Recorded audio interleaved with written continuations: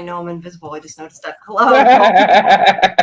Welcome. Well, I'm going to put my picture up anyway for right now. Welcome to Sci-Fi Vision for June 16th. Hopefully you guys got the notification. Sorry that there was late scheduling. That was my fault. But welcome. Tonight we have the 9th episode of Widow's Bay to go over. So not the finale yet. That airs today.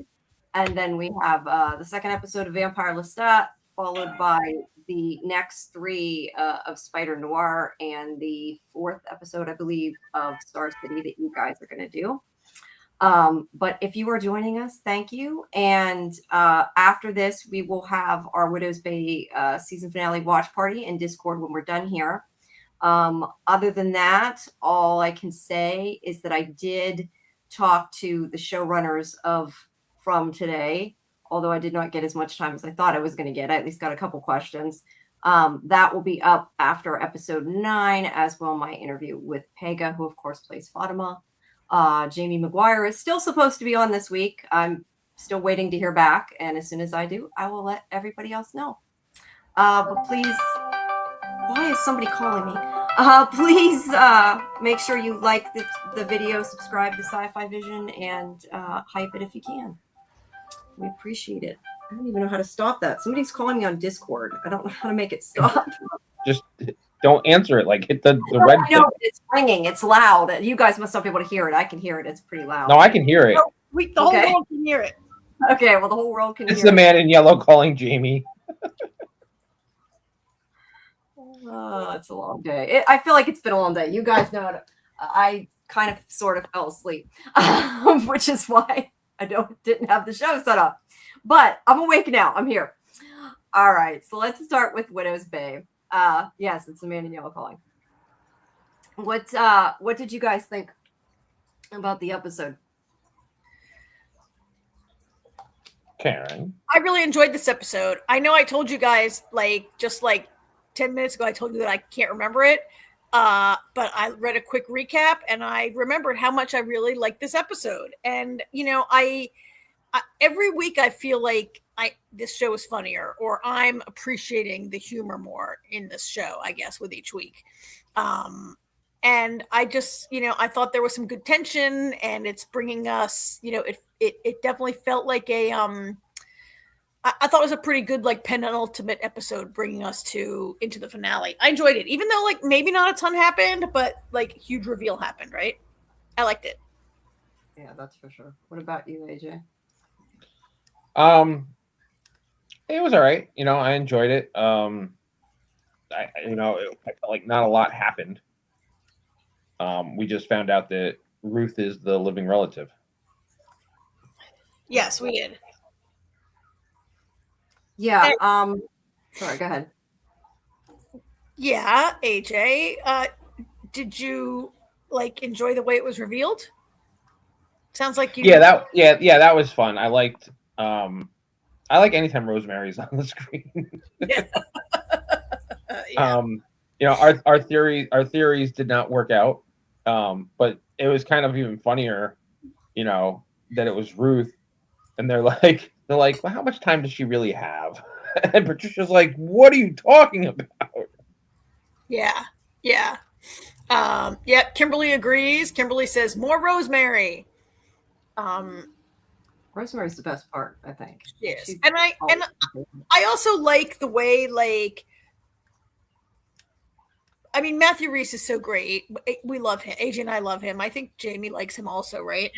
Yeah, of course. Jamie loves him also. And he's just so good. And I just like how you can really feel the way Tom is really backed into a corner in this episode, right? I mean, he's backed into a corner every episode. And his efforts each week fail. And I thought he was great, and the whole bit with the son just feels so you could just feel the corner that he's put in, right? Yeah, poor guy. He finally was able to, he thought, solve his problem and bought him the tickets. Now he's like, oh shit. I like when he broke the wall. Yeah. Hold on, I'm trying to get my picture up here. We did get this little flashback at the beginning. What which I think was good. I mean, not that we necessarily needed it, but whoa, camera's not working. But No, at least it's funny. I feel like there's been a lot of shows that we've done through the years, and we've complained about a lot of exposition. And now this show isn't giving us exposition; they're actually giving us scenes. And I would prefer the exposition. We can't be pleased, or at least I can't. I don't need this. We already know.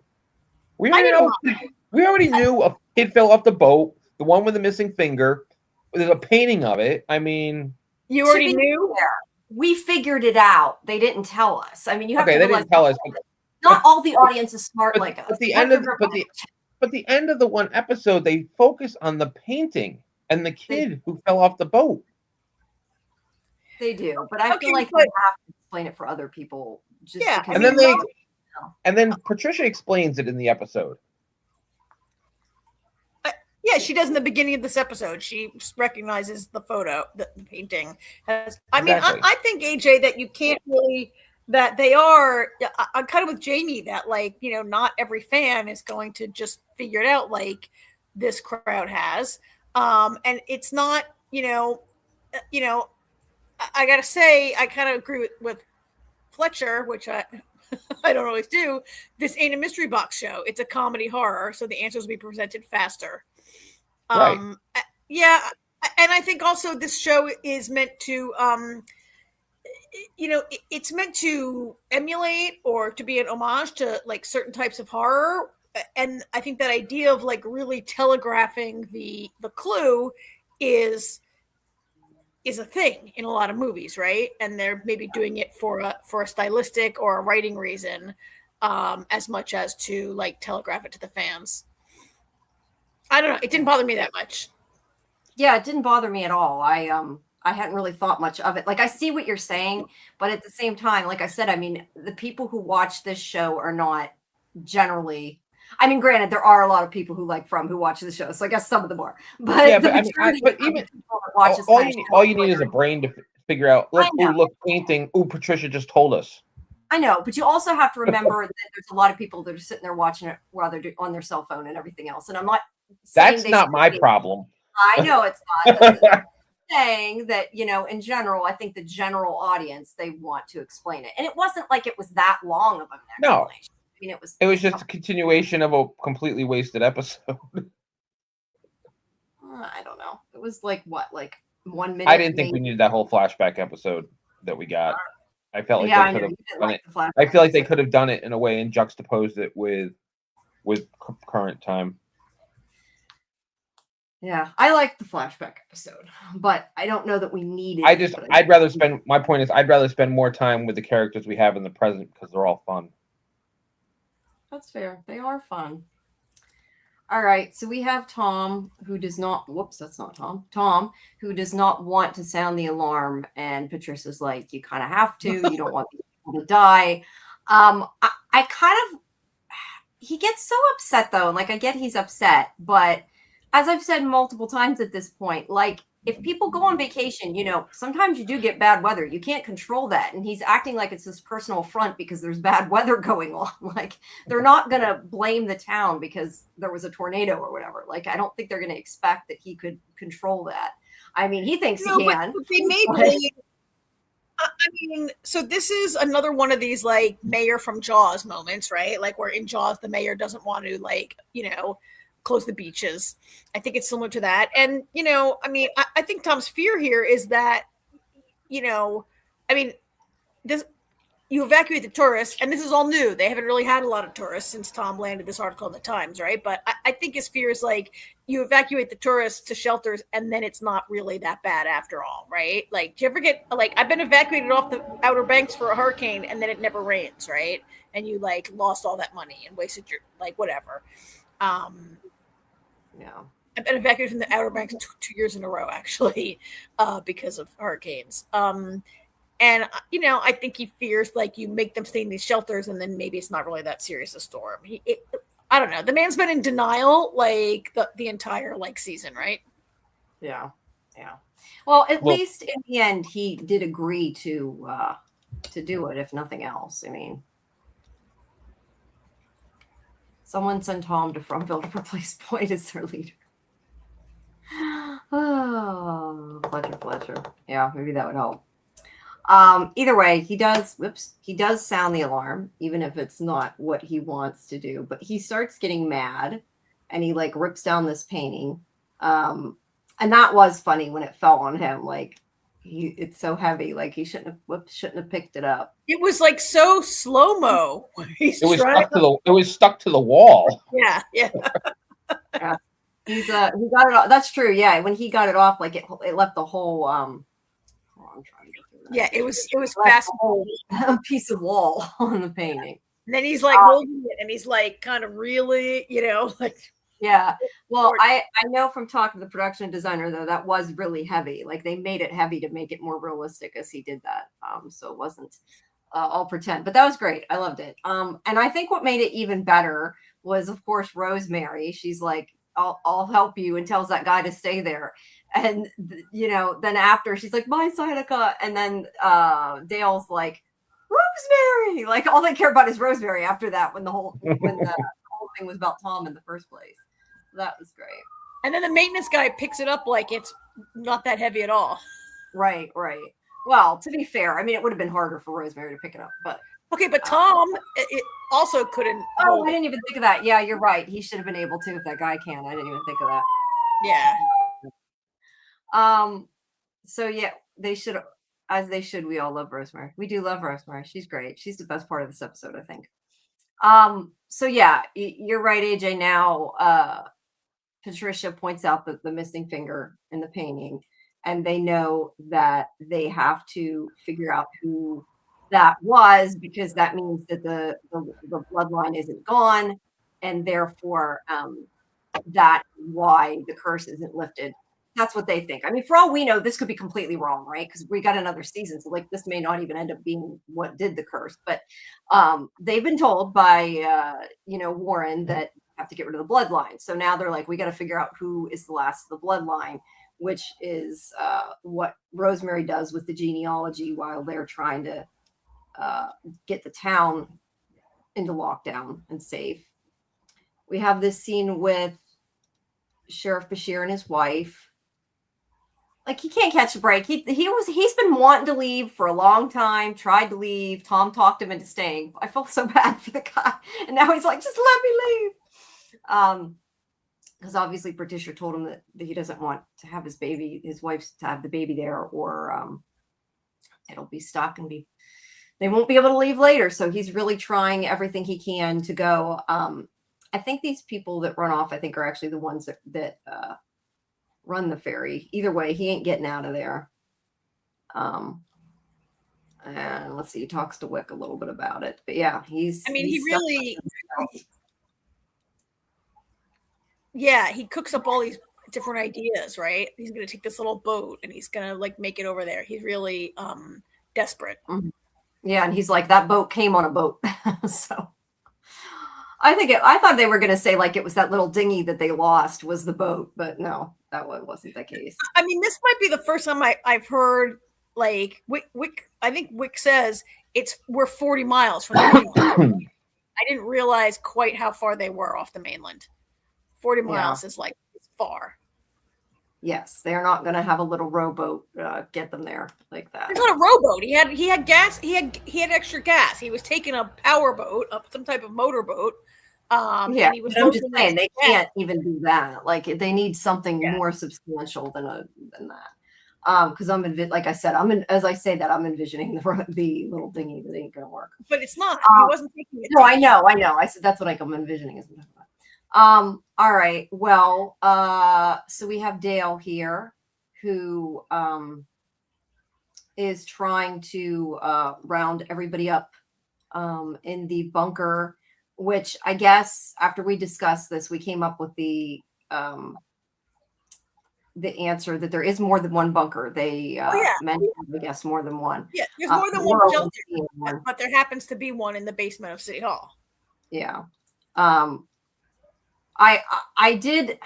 don't know how I felt about his son being nice. Like I feel like it was done. I don't know. It makes it more sympathetic because it's almost like he's been such an ass, and now the kid's being nice, and he can't even go, and like he finally understands, and he got screwed in the end. It's just kind of sad. I mean, do you not understand? And AJ, you might have a comment here, but I mean, I like he and his father have reached a new level of understanding now that the truth is out there, right? And Tom has made this like huge gesture that he's going to take him to a Sox game. I can see why their relationship would be a little different now. And lucky for Tom, there's this hurricane, so he can't take him to the Sox game now. Yeah. Yeah. Thank God for the weather. Yeah, it solved the problem for him. Yeah, but I'm just saying, I guess I appreciate that Evan is trying now, but at the same time, part of me kind of questioned, is it a little too quick of a change? Like, do you think that he would that quick be like, oh, it's okay, we'll go next time? Or, I mean, I guess he understands the reasoning. I wonder that he suddenly was like, oh, I know, but I'm just saying Evan's been an ass through like this whole show, and he's like all of a sudden like, it's okay, Dad. Like Karen said, they, kind of. They had a huge cathartic moment, a huge level of understanding reached between them right now. Yeah. Like, I mean, Jamie, can you, are you totally forgetting about the huge deal when, like, he finally learns the truth about his mother? And no, I'm just saying that part of me wonders if it feels like a personality transplant just a little bit, because he has been so nasty to him, and suddenly he's like all understanding. And yes, there's a reason he is, but I'm just saying part of me wonders, like, would he really be like if he's inherently an asshole, like he's suddenly not. I don't know. He's a teenager. He's a teenager. I don't think he was. I thought he was just being like a rebellious, out of control, and more rebellious than usual teenager. But I guess so. I thought it was generic teenager nastiness, not like evil antagonist level of nastiness. I don't know. Look, I guess basically I just disagree with you, and that's fine. No, I don't know. I just was wondering. Although AJ agrees with me. Being an ass. Him being an ass, that's all. So Tom has to go get, I don't remember, the starter, something that they need in order to have the backup generator work. The generator doesn't work, and they're getting, I think you're right. Was it a starter, AJ? Do you remember it being the starter? I don't remember what the problem was. Yeah, it does. Anyway, they need a piece for the generator. That's the idea. Yeah, and this is the same guy that he sees that's across. I don't know if I have a picture, but he's looking at the guy that's across the way. It's at the lighthouse. That's the same guy that the same thing happened with the bicycle, like when he kept going back and forth. Yeah.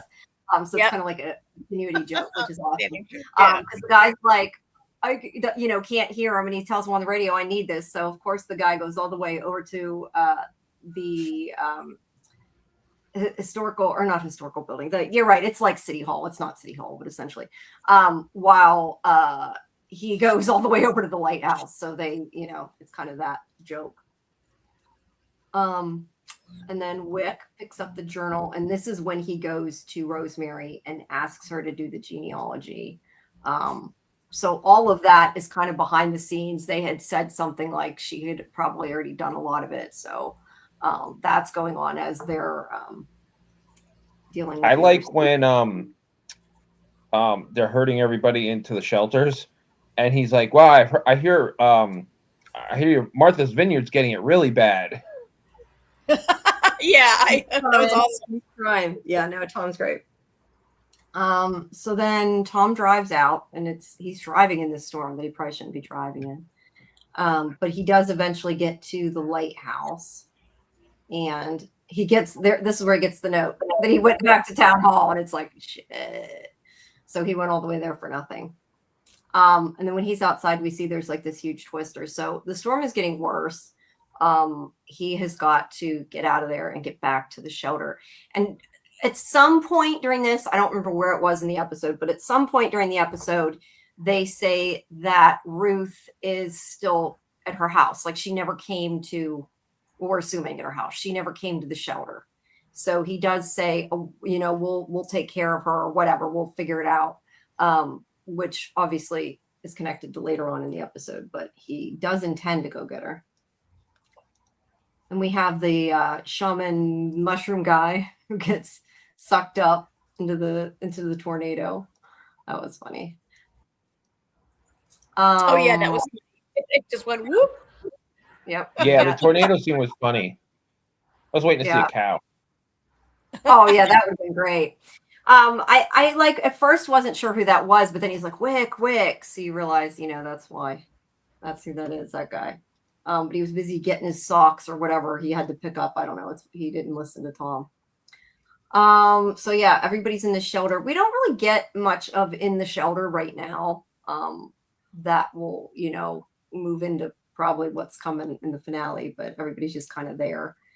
And then Wick's like, we have to go. We got information on the genealogy, and they're going to go listen to Rosemary, tell them about it. And this was my favorite part of the episode, this whole thing. Like, this was so unnecessary because they made this scene like it could have taken like 20 seconds and it took a couple minutes, but it was like the best part, I thought. That's what was so great about it, that it went on and on and on, right? It's a long history. Yeah. And if you think about it, it wasn't really necessary to the story, but that's kind of what makes it great, right? And Rosemary's hilarious when she's pointing out like babies that died and like, oh, this one was a lesbian, and right, she never married. It works great because she's a historian, so she's enjoying this. That's why it goes on for so long. Yeah. And then she wants like interject more. Let me finish. Oh yeah. Whoop. I put it up, you put it up. We both put it up. Oh well. Yeah, so she goes through them all, says some politically incorrect things in the middle of it.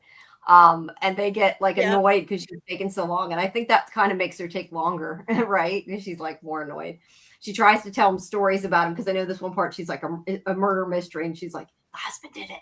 And that's like all you get. Yeah. Kind of interesting. And I somebody had said something like, I don't even remember who said this, but pointed out that maybe that murder mystery, like, could that have been the boogeyman? Because we never did find out who that boogeyman was, right? Like, but he had supposedly murdered his family, right? So I don't know.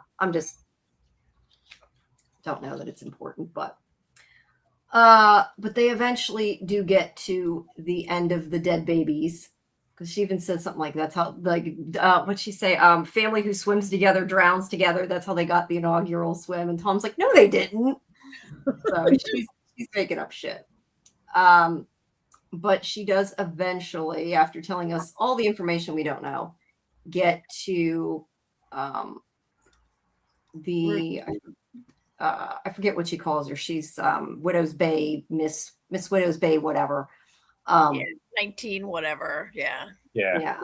And then they show that it is Ruth. I think they 1938 or something like that. Yeah So and then this is like the huge reveal. Ruth is alive. And I feel like it's interesting because this show is funny, but this part kind of isn't. It takes a little bit of a darker turn here because this is all about like, what are they going to do? No, it was still funny. Well, it was funny. It wasn't as funny. We'll just shoot her in the head. The thing that I think is funny about it, though, is the fact that Patricia's the only one that's like making sense. Where she's like, we can't just go kill somebody. And she's like, what would your son think or whatever? And he's like, this is to save my son. And she's like, well, you wouldn't want him to, would you want him to grow up the place that happened? And then Wick's like, well, he wouldn't have to grow up here. So yeah, there are some funny moments. But and he's like, they're like, and Tom was like, how much time does she really have? Yeah. Which kind of makes me wonder, like, could they have just waited it out, Well, I mean, you really can't because, like... Well, she's not going to die tomorrow. No, she's not. Without a little help. No. And, like, the island is awake and, like, stuff is happening and people are, like, being killed, and right? So you can't just wait for her to die. She could live a long time. I mean, she's Miss Widow's Bay 1959, so if we're assuming this is present day, that was 41 and 26 is 67 years ago, right? Yeah, so she's like at least 85 years old, right? She could live 10 more years. You're right. And Evan would be past an adult by the time that happened, likely. It did make me question, though, and because I don't think they mentioned this. Then again, we haven't had the last episode, but you know, the whole thing with Ruth never came to the shelter. I remember thinking when I watched this, well, why don't they just not go get her and maybe the problem will take care of itself? Not that it's still technically murder, but it's like a little less bad, I guess, or at least it would feel less harsh because she kind of did it to herself for not coming and listening. But no, he's like, I'm going to go and I'm going to kill her because Tom's like, I'll take care of it because Wick is going to go shoot her. And so, yeah, like, maybe they should have just at least waited till the end of the night. But then again, things maybe continue to get worse as the storm gets worse too. We don't know. But I don't know. That was my. You know, it'd be really funny if they were to kill Ruth and the curse doesn't end and Rosemary goes, "Oh shit, I totally didn't think of this. There's one more." That would suck. That would suck. Yeah. I mean, it's, I guess, possible. Yeah. That could happen. I mean, what do you guys think? That killer for the, like, what would you guys do? No, you stopped a second. I think you might have frozen. I think she's saying, would we kill her? What do you think? Oh, think it's okay. that, you know? I mean, I like when they do this in shows. So I mean, personally, I don't know if Tom. You need better. Yeah. Are you at your dad's? You need better internet. What? Yeah, you froze again. I know. I'm having a lot of internet problems, and I don't know why. Are you home or at your dad's? I know, and I turned off my. She's in the ether, AJ. I'm home. Okay, and you're I turned home. off my VPN. I hear you guys. I can hear you guys. Oh, well, you keep stopping, does like when my internet goes. Yeah, it's on the one end, not the other. So yeah, the question is, what do they do? I don't know. But I like this trolley problem. I like when they do this and they have to make a moral decision. It brings weight to it, I guess. But I don't know what they're going to do or what they should. I mean, you know what? Why not give Ruth a ticket to something really fun outside the island? Let her take the ferry, and see what happens. Yeah, problem takes care of itself again. Yeah, I don't know, because sometimes we don't really know for sure if like everybody believes that legend. I have to assume though, if she's that old and hasn't left. But then again, we don't know she was born there necessarily. We're assuming she was born there, but she could have not been, and I guess everybody just doesn't think she absolutely was. She's Richard Warren's she's a direct blood. descendant. Oh yeah, but she's a descendant. But I'm saying, like, technically, somebody who was on nothing like left to have the baby and come back. No, it's very unlikely. But then they would have ended up like Tom's wife, I guess. So. No, you can't.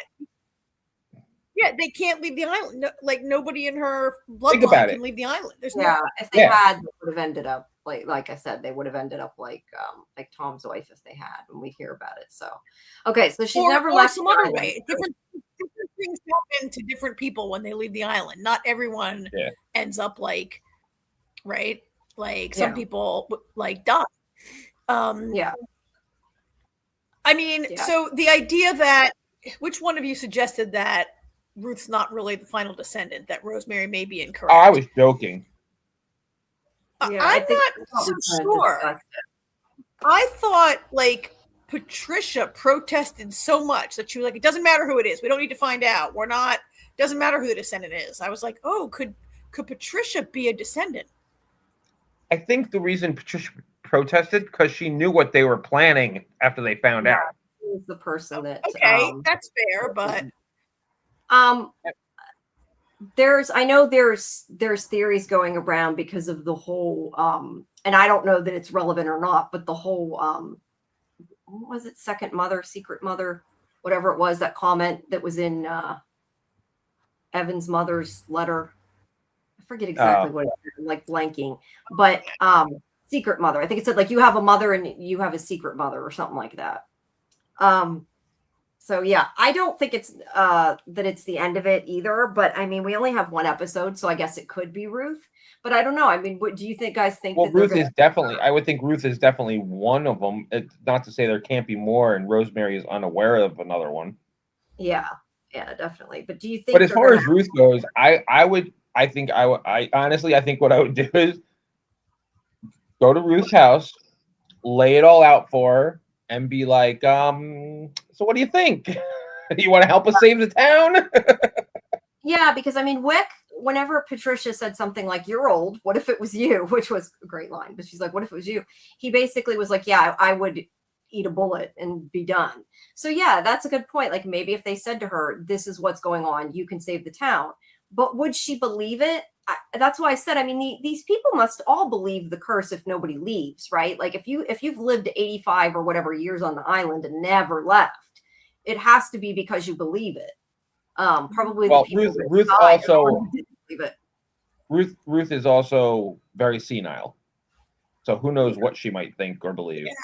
Yeah, they try to imply that. Yeah. But yeah, I mean, maybe she would agree to that. I don't know. But what do you guys think is going to happen? I mean, do you think they're going to Oh, actually I kill her? have no idea. I don't think they're going to kill her. What do you think, Karen? I mean, I don't think it's as easy as they think it's going to be. Like, Right.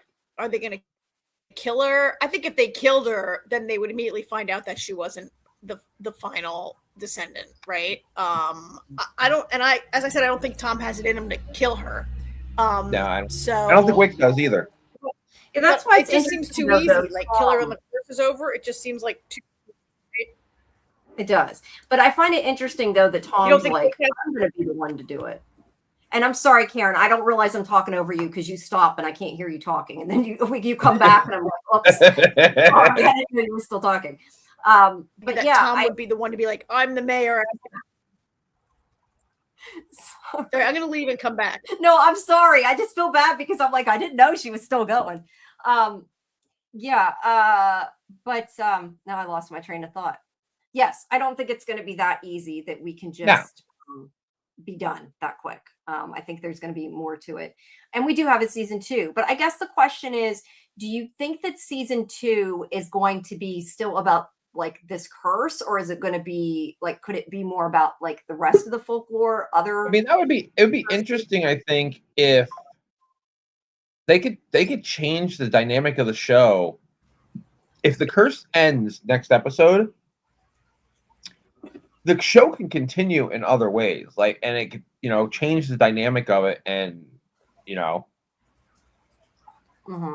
other things happen, or it could be a situation where just because the curse is over, there's still lingering things that can happen. True. I just question like the actual curse part of it, like how long can they sustain that? And I think that's well, yeah, I know, I agree with that, but I mean, I've actually thought about the fact that breaking the curse might not necessarily be a good thing. I mean, yes, it's a good thing in one aspect, but breaking the curse might find out all of a sudden, oh my God, all our crops have just died. The soil is dried up. What is going on? You know what I mean? Because you got to remember that the pact went in place in the first place to help them survive, because they were having a rough time of it. So breaking the curse could bring upon all this stuff that reverts back to they could be living in shitty land and they don't even know it because the curse has made everything blossom and whatnot. Yeah. Kelly said some of the haunting stuff could continue. Yeah, that's what I was saying, Kelly. Some of the haunting stuff could continue. The only thing I have to question, and I said this earlier in the season, is that the island isn't like full of plague and death like it was before. So either there is a reason, or up until this point, there's been, life for life sacrifices. Because to be fair, it's 2026. Plague and death. Plagues aren't really a big thing right now. Yeah, we're working on. We're trying to bring them back, but they're not quite here yet. Oh, you're funny. Yeah, I guess it's a lot easier now with medicine and everything that it wouldn't get quite to that point unless they brought COVID dust, but I doubt it. But yeah, I don't know. I could see it going either way, but I feel like there's still a lot we don't know about the curse, about all these folklore stuff. We still didn't find out anything really about the boogeyman, about who it was or why he showed back up. I mean, May I not guess be important. I don't think we're going. the timing, I don't know. Yeah, we might not, or at least not this season, probably. I mean, from what I have read, this is a complete story that is. I mean, it's not. I know there's talking a second season, but like they have said that this story will be complete at the end of the last episode. This mystery does not continue to next season. This particular story that's being told about Widow's Bay will not go on to next season. Who said that? Like the showrunners or something? Yeah, I forget who it was, but it's like the showrunners or somebody have said that. Yeah. That's why I'm saying the dynamic can completely change. It could. And there's still some things. There's still a lot, I think, about like the legends of the town and that we probably haven't even scratched the surface of. So they could have a lot more planned. But I guess we'll find out. All righty. Well, I guess the next thing is Lestat. All I will say, guys, is when we're done this show, and I will announce it in Discord, we will have the Widow's Bay season finale watch party. So make sure if you're not a member of our Discord yet, that you join so you can find out our schedule and all that stuff of what's going on. But yeah, we'll have a watch party when we're done. It'll, be later tonight. I don't know for sure what time. Yeah. Okay, let's move on to Lestat. Let me switch the picture here. Unless you guys have anything else. I should have asked you. Do you have anything else? Good. Okay. Moving on. All right. Sort by name. Oh, 1 second. I gotta open. I forgot to open the next picture, so I gotta open it real quick. So what did you guys think about Lestat while I'm doing this? I like it. I'm a little. I don't know how I feel about so much Louis action though.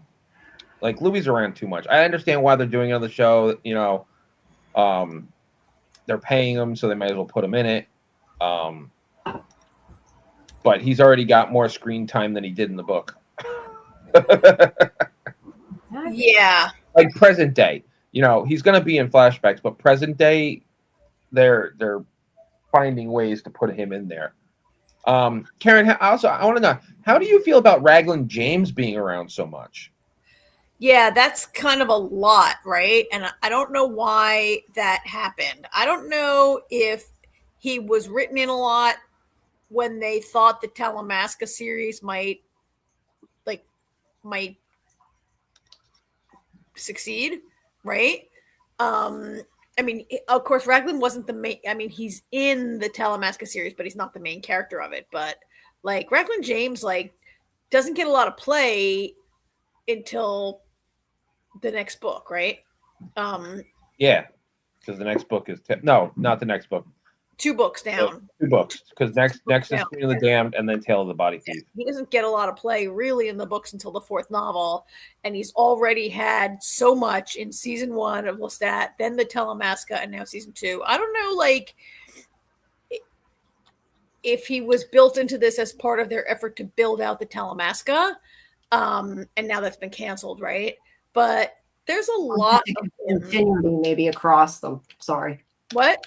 I said, and the only thing I can think is maybe it's built to kind of bridge the different series, but I don't know that it's necessary. And now the Talamasca has been canceled, right? So I don't know how much that Talamasca is not that huge across all the books, right? So there's a lot of him. There's a lot of Louis. You're right. That is not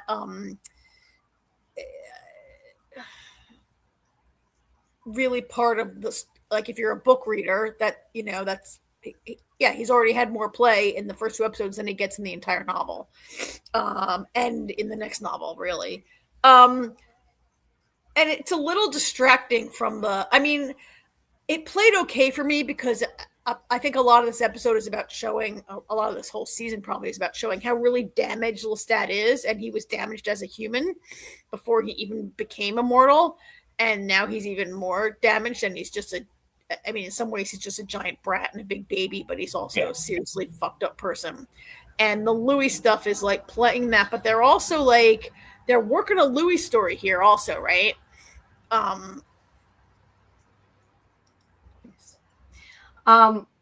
Yeah, I was gonna say I like the Louis story, but I also have not read the book. So to me, it didn't bother me. Like I'm glad they added him in, but does it make sense book wise? I don't know because I haven't read it. Yeah. And to answer your question, Kimberly, I'm assuming you mean season 2 of Widow's Bay. I have no idea what that. At least I'm assuming that was what that was referring to. I have no idea what Apple isn't too bad though. I mean, they're not as well. Yeah, they are. I take that back. Severance is like how many years? So maybe they could be a while. I don't know, but I assume they knew it might be coming. So, but yeah, I like that they added the Louis stuff because to me, like their relationship was such a huge part of the show.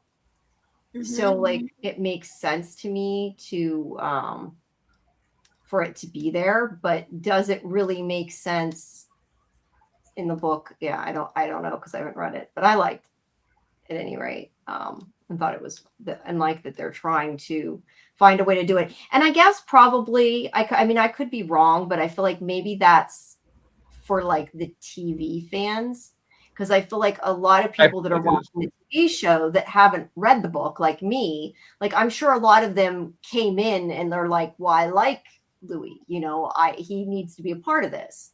So that's the only thing I can think is maybe they want to make sure that they are keeping people that maybe came for him or whatever. Yeah. So we have a lot of flashback. You know, AJ, you did that with Widow's Bay said we didn't need the flashback. I mean, do you think we needed all these flashbacks? I think they were fine. Absolutely. Oh, definitely. It's the entire book is just back and forth. All right, fair. But I just wondered since you had said that about Widow's Bay. No, some shows I enjoy flashbacks. I just feel like in Widow's Bay, an entire episode wasn't needed. I wonder. I wanted to ask Jamie, like, how coherent you felt these flashbacks were, and could you track how they relate to? You know, they glossed over a big part of Lestat's life, but we saw some of that in season 1, right? And I was wondering how much this hung together for you. I mean, I think it made sense for the most part. It was still a little disjointed, but I think overall it made sense. I was more focused on like I'm very disturbed by the whole thing because like you guys tried to explain to me before I had seen it, you know, the way the vampires are and that they're, you know, well, they are. I mean, usually in shows they are that they have a lot of sex, but that what I was more disturbed with is the fact that that thing between him and his mother was there well before he was ever a vampire. That's what disturbed me and made it more squicky to me and makes me not like watching it. I mean, I'm okay and I'll watch it. It didn't bother me enough like not to watch the show, but it's very disgusting. And I kind of question, I'm guessing it's like that in the book too, right? That it goes that. Actually, no. In the book, they don't become lovers until after she's turned. Well, I don't think they were lovers at this point, but I don't think they were either. I don't think they were either, but that whole scene I was kind of questioning because that's a big stretch from the book.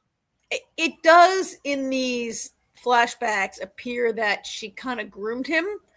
You know, that scene where she's rubbing the wolf bite medicine on him in a very sensual manner, and then talking about her dream about like having sex with like all this rampant sex is it is disturbing, and it does seem like in the book that's not really there in the book, although their relationship is very, you know, the part where Gabrielle is like trapped in this horrible family and Lestat is the only, like, she and Lestat are kind of like kindred spirits, like they understand each other, they're both artistic, they're both intelligent, they're both moral, they're both right, like like that's they're like kindred that way.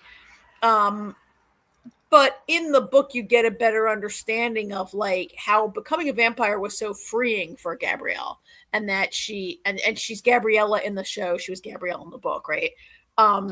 That she's able to be free from like the terrible life of a woman in 17 whatever, and that she can now go and like put on a pair of trousers and go off and explore the world, and like not like have to be married to this guy because she's just a woman, and a woman like is only worth like a woman's whole worth is in the marriage she can arrange. And she, right, AJ, like it, like they're like it's like she comes off as a little bit differently, but that thing is there with Lestat, but it's much more about them being like they're kind of like soulmates. They're like two peas in a pod, kind of. Yeah. Right. But a little deeper than that. But this did feel, Jamie used the word squeaky, which is a funny word, but yeah, I was wondering why they did it that way. Yeah. Because yeah, it can be explained away after she's turned. yeah. But showing any kind of inkling beforehand makes it kind of weird. Yeah, well, he makes a comment at one point that he was aroused by her too. So it's not just her comment, but you're right. She groomed him. It was not all on him, but yeah, I don't feel like that was necessary, especially if it wasn't like that in the book. That to me then is kind of like, why put that in? Because look, like I said, I still enjoyed the show and I'll still keep watching it, but that makes me kind of hesitant and kind of be like, it makes me not want to watch parts of it, I could do without that, but yeah, it's interesting. But I don't know. Who knows? Maybe she originally intended it that way and just didn't put all the subtext. Yes, yeah. No, I mean, it doesn't really matter if she intended something or not. She didn't. It wasn't in the book. Fair enough. All right. She ain't around to say, and she isn't around to say otherwise. So true. Well, whoever her son or whatever is, though, right? Yeah, Christopher's still involved, but yeah. All right. So we have the him growing up in this house, and the whole point of the flashback is how awful his family is. I mean, that's all you need to know. Oh my god, they're horrible, right? Like, they're absolutely horrible. They break his legs at one point. The father tells him to, because he dared to want to act instead of do what they said. So that's what that's about. And then we have these wolves that come to kill the town, or not they come specifically to kill the townspeople, but wolves that are killing people and are taking their livestock and everything. I guess they're not killing people, they're taking their livestock. And they come to this. What are they anyway? I don't even remember what their titles were. There's some sort of like aristocratic family, but they have no money, right? Like his father has the title, but they don't have the money. Yeah. But the town expects them to take care of it, though. They're expected. And he's like the local duke or count or whatever. Yeah. And so he knows that this is going on. I think I took it that originally he went out against the wolves because he thought, if I remember rightly, that he thought he would end up dead and it was better than continuing with what was going on the way it was. So he goes out to fight the wolves, and then he imagines his family's face as he's killing them. He imagines his family, and that's how he is able to be violent enough that he beats whatever, I forget how many wolves he killed, but he killed quite a bit. 7. Yeah, 7 or 8, something like that. I think his mother's like, I can't believe you killed 5 wolves, and he's like, it was 7. Yeah. Something like that. His father's a marquis. Okay, marquis. By the time. Go ahead. Sorry, go ahead. I was just saying, the father and brothers don't have the bravery to go against these wolves, right? Nobody will go out and the wolves are terrorizing this town, and nobody will go out and fight them because they're big talk, but no follow through in this family, right? Mm. I mean, Jamie, I totally agree with you on your impression that Lestat felt well, at least if I get killed, then I don't have to be in this horrible family anymore. But there's an element of trying to prove it to Gabrielle that he's brave, right? And trying to prove it to himself. And they've kind of glossed over here the whole part where he went to, this is before he goes to Paris. This is before he goes to Paris and joins the Théâtre right? Like when he Yeah. goes, he goes with Nikki to become an actor. But that's like vampire phase. Yeah, that's later. But yeah, he comes back and he has killed them all, and he says that he thought of his family. And this is where they have that conversation where she rubs the ointment on him, Yeah. and the woman that works for them's looking at them like, this is so crazy. Like, she's got I probably should have gotten a picture of that woman, but was not comfortable as they're doing this. But she says, you know, they're all shamed. Your brothers, your father, they're all hanging their heads in shame because you did it and they couldn't, and now you have all these admirers from the town that want to worship you. So go to that. It'll be good for you, or whatever. And that's when he goes down with that.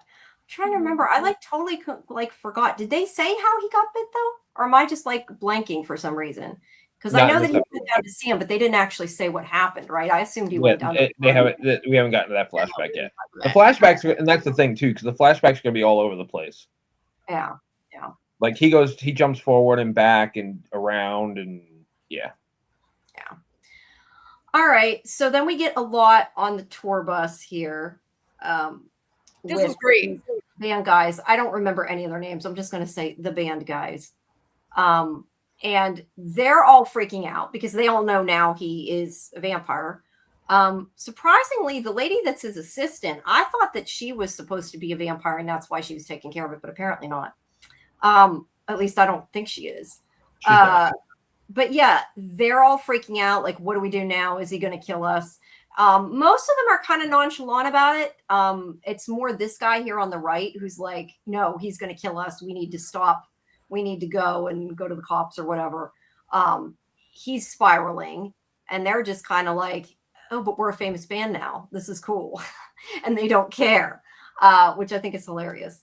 There's also this woman too. So there's kind of that whole thing going on in the background, this argument of what do we do? Do we break up the band? And at some point in there,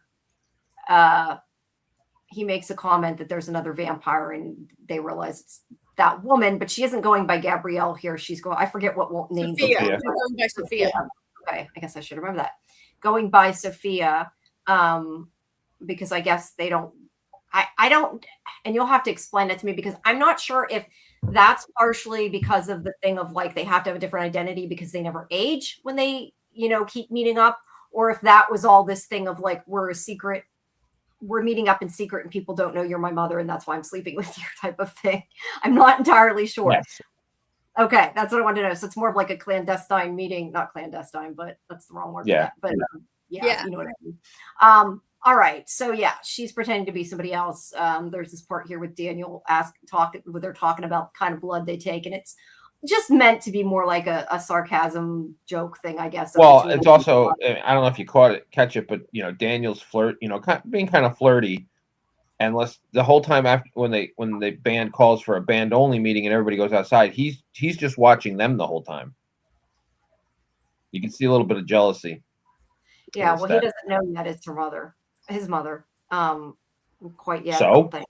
No, I'm saying that has nothing to do with it. I guess you're right. I'm just saying he doesn't know yet. But yeah, they're talking about RH, whatever it is, RH positive, RH negative. Factor.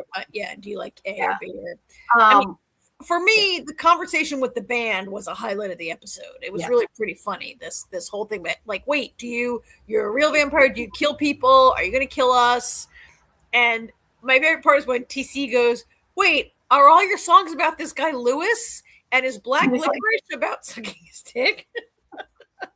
And he's like, it's Louis, first of all. Yeah. He got very offended by that. But yeah, they are like, do you kill people? And he says he doesn't kill people, he drains people, which clearly he kills a lot of people and he's lying. But yeah, he tells him the idea that basically they pay people that there's a blood bank that they take blood from like druggies and people who are in debt and everything. That's where they get the blood from. And that's mostly where he gets his blood, which that part may be true, but he still clearly kills people. Mm-hmm. But then, but that they drain people and don't have to kill them. I mean, to some extent, it's true. They can't go around killing every human, or it does get noticed. Well, you cut off your food supply. Yeah, that too. But yeah, he's like, you got nothing to worry about. We're doing good as a band. And the guy that doesn't agree to it, that is freaking out. I don't know if I have a better picture of it. Alex. His name is Alex. Alex. And I believe he's the one with the most talent in the band, right? Yeah. He is refusing to do it. And this is where Lestat is like, they don't agree with you. I can read their minds. You want to know what they have to say? And I love that this guy, he's like, that he knows I killed whoever screwed up his song on purpose, and he's happy I did, but I didn't really kill him. I just fired him, which who knows if he killed him. But the other, the woman there, he says something like TC. He says something like that she's thinking that if this band doesn't work out, she's going to marry some schmuck. I don't know if it was supposed to be one of them or not. I'm guessing not, but was going to marry somebody and go off. And he also said the other guy. Sorry, I already forgot what you said his name was. Alex? No, this guy. I think his name is Salamander. So, I thought that was the other one. Okay. Anyway. One. Oh no, that guy's name is yeah.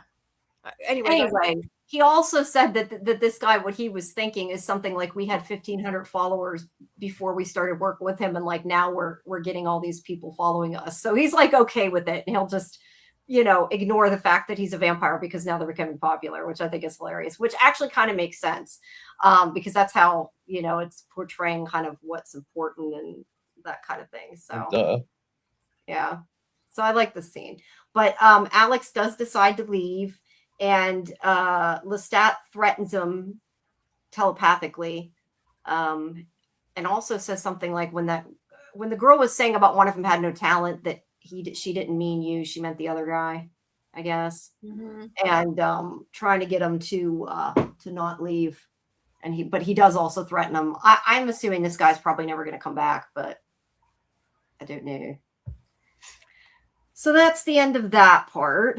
Then he goes with his mother to this strip club, and he sees a guy that looks like his brother, and it upsets him. But basically they're just there to have some fun.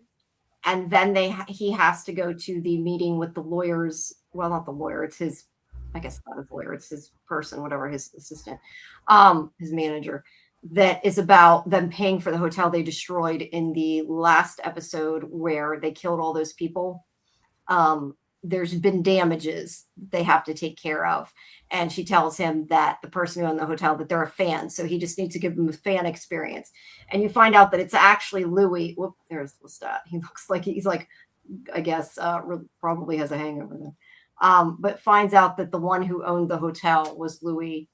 And they're kind of going back and forth because, Lestat's trying to say that he misses him. And that's why he wanted this. Lestat is saying Louis does, is what I'm saying. I mean, I feel like this is like enraging Lestat, like that he thinks he's like, having this big, he's had this big like transcendent moment. He's becoming a rock star. He's doing his thing. And a lot of it is about like refuting the book and refuting Louis. And it turns out Louis owns 45% of his merchandise and owns the hotel. Right. And is like totally like making like benefiting from this. And he's keeping tabs on Lestat also. And I just feel like it's such a, I understand Lestat's frustration and anger at that. Right. And what that represents for Louis to be doing that. But I feel like there's also kind of like a "you're not over me" type of. Well, they're not, right? They're not. Yeah. They're like still totally. The chemistry between these two actors and between these two characters is just like on fire, right? Mm-hmm. In this scene, in all scenes, this is like a scene of like people getting divorced who are still in love with each other, right? I like when they're comparing their companions. Like. Lestat's like, you sleeping with him? Yeah, and he's like, gives his qualities, and then Lestat does the same thing with her. Yeah. Which kind of surprised me. I didn't think he was sleeping with the manager. I thought that was funny, which he may not have been. Lestat sleeps with everybody. Come on. Okay, fair. But I don't know. I feel like Louis being a little bitch. Yeah, he kind of is, and he's a little condescending, right? Yeah. Yeah. So he gives him tickets to the box seats or whatever, so he can watch the show. And during this, Daniel is watching him, having them watch him with the They're having a conversation. Yeah, now I can hear. Sometimes I can hear out your window, Karen. You were asking Sorry, it's something. unusually noisy here tonight. Yeah. Okay. So he's going on stage. Now, answer me something because this part confused me. Is he really supposed to be floating there, or is that supposed to just be like he's talking to him in his head? Yes. Okay. Yes. Did nobody, like the humans, freak out, or they just assume he's like on a wire? I guess. They know he's a vampire now. Well, he does that slowing down time thing. It's all like slow mode out, right? Where he's got this like, so it appears like slowing down time, but is it that they can move so fast that? Well, it's a couple things, because the people that believe, they're like, oh my god, look, he's flying, and the people that don't believe are like, he's on a fucking wire. So it doesn't really matter. Yeah, that's what I said. They don't all think he's a vampire. I don't think everybody believes that, but yeah, I'm sure some people do. But he's, pissed and kind of throwing the book in his face, and I love the look on Louis' face after he opens the book. Yeah, Louis kind of still. I mean, Louis still infatuated with him too. So. Oh yeah. And then after the show, he has a meeting with Daniel, and you find out that Daniel wasn't only interested in doing a doc, because he said that they came to him to do a movie about Lestat, and about the book. No, I guess he thought they were asking about the book. Turns out they were asking about Lestat. Yeah, but they wanted to do when he said he'd do a documentary, they want Louis in it, or it to be. I don't know if they want to be about Louis or just Louis be a part of it. But no, he said no. They asked about a movie or a TV show, and he was like, no. And they're like, what about a documentary? And he's like, Louis not even talking to me right now. They're like, no, we don't care about him. We want to do it about Lestat. Okay, I guess I got that mixed up. I'm trying to remember, but he didn't bring them there though to bother Louis. I mean, he promised them a sit down with them, and he didn't want to talk to him. So, I mean, I think Daniel still considers. I mean, he's being paid to make a movie about Lestat, but I think he still considers Louis to really be the main character. Like, in the concert, he's like, get a shot of that guy, get a shot. He's focusing on Louis, and I think not only because Louis is important to Lestat's story, but I think Daniel recognizes that Louis is the main guy, but he won't play ball. Yeah. But he does piss him off, that's for sure. Because he brings, and I don't think I got a picture of him. What was his name again? Raglan James. Raglan James, yeah. I didn't realize I didn't get a picture of him. He's brought them. He's led them to Louis, even though like he told them where Louis was so they could talk to him, and Louis is clearly not happy about that. But he's kind of stuck now. And then we have a lot that we didn't talk about with the two of them. And this is what I was referring to earlier, the idea that they are pretending to be different people and saying that they can't sleep together, and that like they always end up sleeping together, but they're trying to like not go that route, and it never ends up working out. And they go to, I must not have gotten pictures at the end. Oh, there's Raglan James. I did have a picture of Raglan James. But they go to, I forget, they go to feed off of some people, and then there's like a conversation about them having a kid. And so they went with somebody else, I guess. That part wasn't super clear to me. I guess they abandoned the people they were originally going after, I thought. But yeah, they find somebody to feed on, and they're probably going to go have sex. Yeah. Well, I mean, you're talking about the part where they stalk these guys all night long? Yeah, and then you hear on the phone that the guy's talking to his little daughter or whatever, I think. And I was under the impression when they show the place that they kill people, like I thought that was a different, maybe I'm wrong, but I thought it was like insinuating that they ended up killing somebody else instead.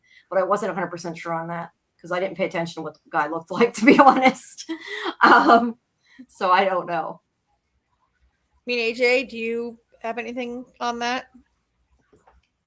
I'm trying to remember. I just watched it today because I forgot about it, Oh. and I'm trying to remember. I mean, I remember. See, because they juxtaposed it though with them killing their family too. So I'm trying to separate. Yeah, I forgot that part. Yes. I feel like I'm like. Is that what you're thinking of, Jamie? No, there was a part where the guy was on the phone talking to his kid, and I Yes, think they were stalking somebody. Now that you said that, I'm guessing that was just a jump off to the flashback. But I thought that like maybe they abandoned that and went after somebody else because I was thinking that's not who he is. No, they were stalking those people, but then then it delves into the flashback with them after when he turns her, and then they kill their whole family. They go back and kill the family, which does not happen in the book, by the way. They don't kill the whole family in the book. They just blow them off and leave them. And Lestat doesn't Lestat send money to his father like for the rest of his life to like because Lestat got all of his money. He inherited it from his maker, right? Magnus. Yes. He inherited all of Magnus's money, and that's how he became super rich for the next 200 years. And I think he sends money to his. Does he bring his father to America? Yes, he brings his father to America, right? In the end, to throw it in his face. You mean basically? No, he sends him. No, he sends him the money. He sends him all this money, and like he doesn't. They don't have a big. And, no, his father's still in France though. They never brought his father to. He just sent him until he died. Yeah. I mean, you're saying he does that to like throw it in his face, like I'm better than you. No, he does it. No, he does it to. I'm asking. He just does it to support his father and take care of him. Yeah. Yeah, but he hated his father. That's kind of surprising. I mean, I didn't read the book. I'm just saying, like, I don't know that he had to like murder his father, but I would be surprised. A lot of people hate their parents, but in the end, it's still your parent, right? Like a lot of people have a difficult family, but in the end, they're still there at the bedside. They still take care of their parents, right? But with Lestat, knowing who he is, that surprises me, I guess. Well, but ask yourself this, Jamie: do you know who Lestat is yet? I guess. So. I guess there are many layers to that onion. Yeah. Well, in this story, he murders the family. Yeah. In the Gabriel's not quite so. It's, she's not like She's just like, I'm out of here. I'm never speaking to any of them ever again, and takes off. And even though Lestat is the one that she's like they both have like a philosopher's soul. But she blows Lestat off and disappears for like 100 years. I was just gonna say they're not together very long after he makes her. After he turns her, she's like, "Wow, the colors are so bright and everything's so wonderful. I can't wait to go explore it all." And he's like, "Wait, where are you going?" She's like, "I don't know. See you later." I mean, the same exact thing happens in the Buffy the Vampire Slayer when Spike turns his mother because she's dying of tuberculosis, and she's like, "This is awesome. I'm going to go eat a bunch of people. I'm out of here. You're a loser. You were always." Remember, she like tells him, she's like, "You're always the biggest wimp. I can't stand you. I'm out of here." Yeah, I forgot the fact she was dying. I didn't mention that. She does tell him she's dying. Well, he turned her. Yeah. Yep. Yeah. All right. Well, anything else? I do like this show. It's interesting. I want to go back to the conversation with Louis for a minute. Because Raglan is saying how he dispatched 31 Talamasca, and he goes 32 if you count Agent Talbot. Yeah. Wait, who did? Louis dispatched that? Maybe. Yeah. This is more for Karen because. I don't know who that is. Yeah, right. Are they implying he killed David Talbot? Yeah. Or are they implying like what are they doing to me here? All right, some changes make sense for TV, and you mess with the story a little bit, but he can't have killed David, right? I'm gonna have to wait to find out what the hell that means until the next season. Actually, I don't even know. Is Lestat gonna be 2 seasons also, or is Lestat 1 season and then they're going right into Queen of the Damned? I don't know. I've read speculation online that this is going to incorporate, and if you're a book reader, they are dropping hints about the next book, Queen of the Damned, right? And if you're not a book reader, like I think Jamie, you could be catching some of this, but I kind of don't want to point it out because I don't want to ruin any surprises. But AJ, you know what I'm talking about? Some things Lestat said on the bus, and that conversation he had with his mother, right? Yes. Where she alludes to. Well, I mean, that's part of this season. eventually. It's got to be. The Great Conversion? Yeah. Yeah. It's got to be. But I didn't want to Well, that wouldn't be till the next book. Well, anyway, the point is, I was just curious if anybody knew, because at this, there are 17 books. Yeah. Sam Reed is a good-looking guy, but in 17 years, I don't know. Yeah. But yeah, when he says Agent Talbot, there's no way he could have killed Agent Talbot because Agent Talbot doesn't even appear until the next book. Right. So I'm not supposed to know who that is then. No, you're not supposed to know who it is. It's a guy that doesn't even show up until the third book in the book series. You didn't forget who he is. It's that, Jamie and I talked last night about what is an Easter egg. That could be an Easter egg or. Yeah. And it's funny. Who knows what they're doing, because Raglan James doesn't show up until the fifth book. Yeah. So. Yeah. But I get why they're putting him in, I get why they introduced him. I don't know why he's been around this much. Well, he is setting Louis on this mission to go after Bruce, right? Did you remember that part? Oh, I forgot about that. Yeah, sorry. Yeah. I didn't have enough pictures that I didn't have. If you remember, I don't know if everybody out there remembers. Oh, no. Bruce, yeah, never mind. I know who you're talking about. Sorry. Yeah, I don't know if everybody out there remember that Bruce went, in season two, when Claudia strikes out on her own and she meets up with Bruce, who threatens to, he assaults her, and he's now the head of this gang, this vampire gang that Raglan James wants eliminated. And apparently Louis is the mention of him having killed 31 agents. Louis is now an expert killer, right? That's why Raglan James wants to send him against this gang. Yeah, and he's not interested until he finds out who it is. How many episodes this season? I don't know. Probably 10. I'm just thinking about it. There's a lot to cover in 10 episodes. Yeah. I can't wait for the episode when he turns. That whole arc. Yeah. I love that part. Yeah. But so I didn't love this as much as I loved last week's episode, but I still really liked it. They're doing such a good job with just showing us how Lestat is fundamentally messed up and broken person, right? And he's so this his need, this setup with his mother, how he's he's 200 years old and he's done all the stuff in his life. And his mother only shows up once every 75 years, and he still is texting her Mommy, I need my mommy to come see my play. Yeah. Come to my school play, Mommy. Come to my show. Come to my rock show. Come to she is the only person who really matters. Yeah. Sometimes to him, right? It's really sad.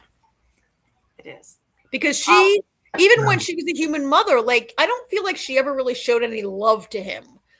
She.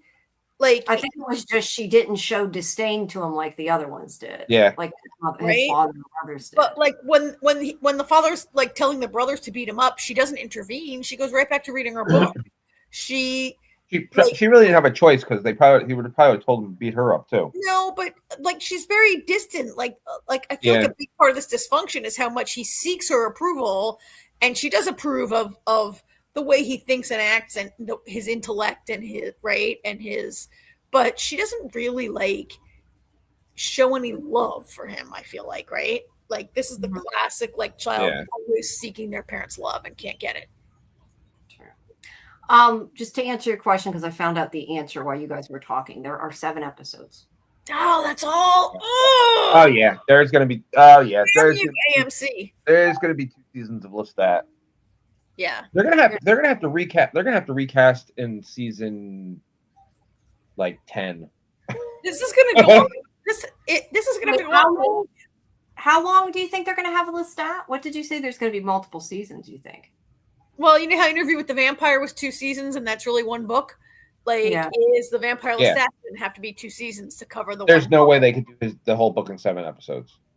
No. There's no way. At least not do it any justice. I question though, will it keep? It's got to keep the ratings for that to keep happening, though, right? I know they already put a lot of money into this, but I don't know. All the books. Look, I think that AMC has a high tolerance when they sink a lot of money into an IP. When you look at The Walking Dead. Walking Dead, which like the ratings got worse and worse and worse every year, They kept going, right? Yeah. Well, I at least appreciate the commitment, I guess. If you're a fan, that's a good thing. If you're not, then you can just. Well, and this is good, but I think it is right. There's a lot to cover in this book. Can you do it in 7 episodes? And this I book, don't think so. And we only got 5 left. And but hang on. And this book, Jamie. Oh, do you hear that car outside? Why does nobody in my neighborhood have a freaking muffler? This book is setting up like a major climax that's going to lead into the next book. And I feel like, AJ, that you have to do it right to set up Queen of the Day. Oh, absolutely. Absolutely. Yeah. I don't see how they're going to do it in 5 episodes. All right. Which I could be wrong. I mean, there's 1, 2, 3 key things that need to happen in the next 5 episodes. Yeah. And on top of that, have the big finale. And time is being eaten up by this Louis side story. Yeah. Yeah.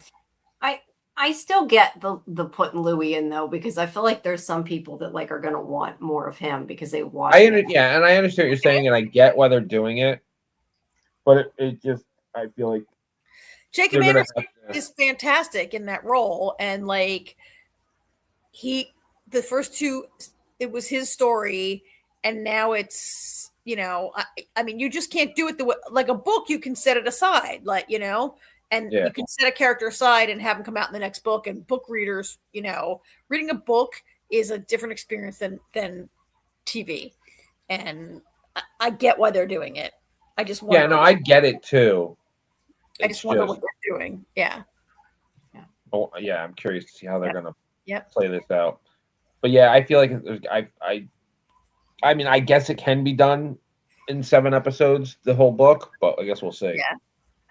Yeah. Either way, it's good. I'm enjoying it. Yeah. Good. I'm glad that like someone who hasn't read the books can, there is some stuff that's like real book allusions and Easter eggy stuff, and I'm glad that like you don't need to be a book reader to love and understand this show. I'm glad that we have book and non-book people reviewing it tonight. Yeah, because I think it probably makes a big difference whether you've seen it or not. And I totally, like I said, there's certain things that maybe didn't make sense, and I'm asking you guys about or whatever. But other than being squicked out over it being his mother, other than that, I enjoyed it. Yeah. All right. All right. What's next? Spider? Yeah, Spider. So, all right. So, check it out, guys. I have only seen up to episode 4. It is very hard to coordinate with 3 people to watch a show in this house.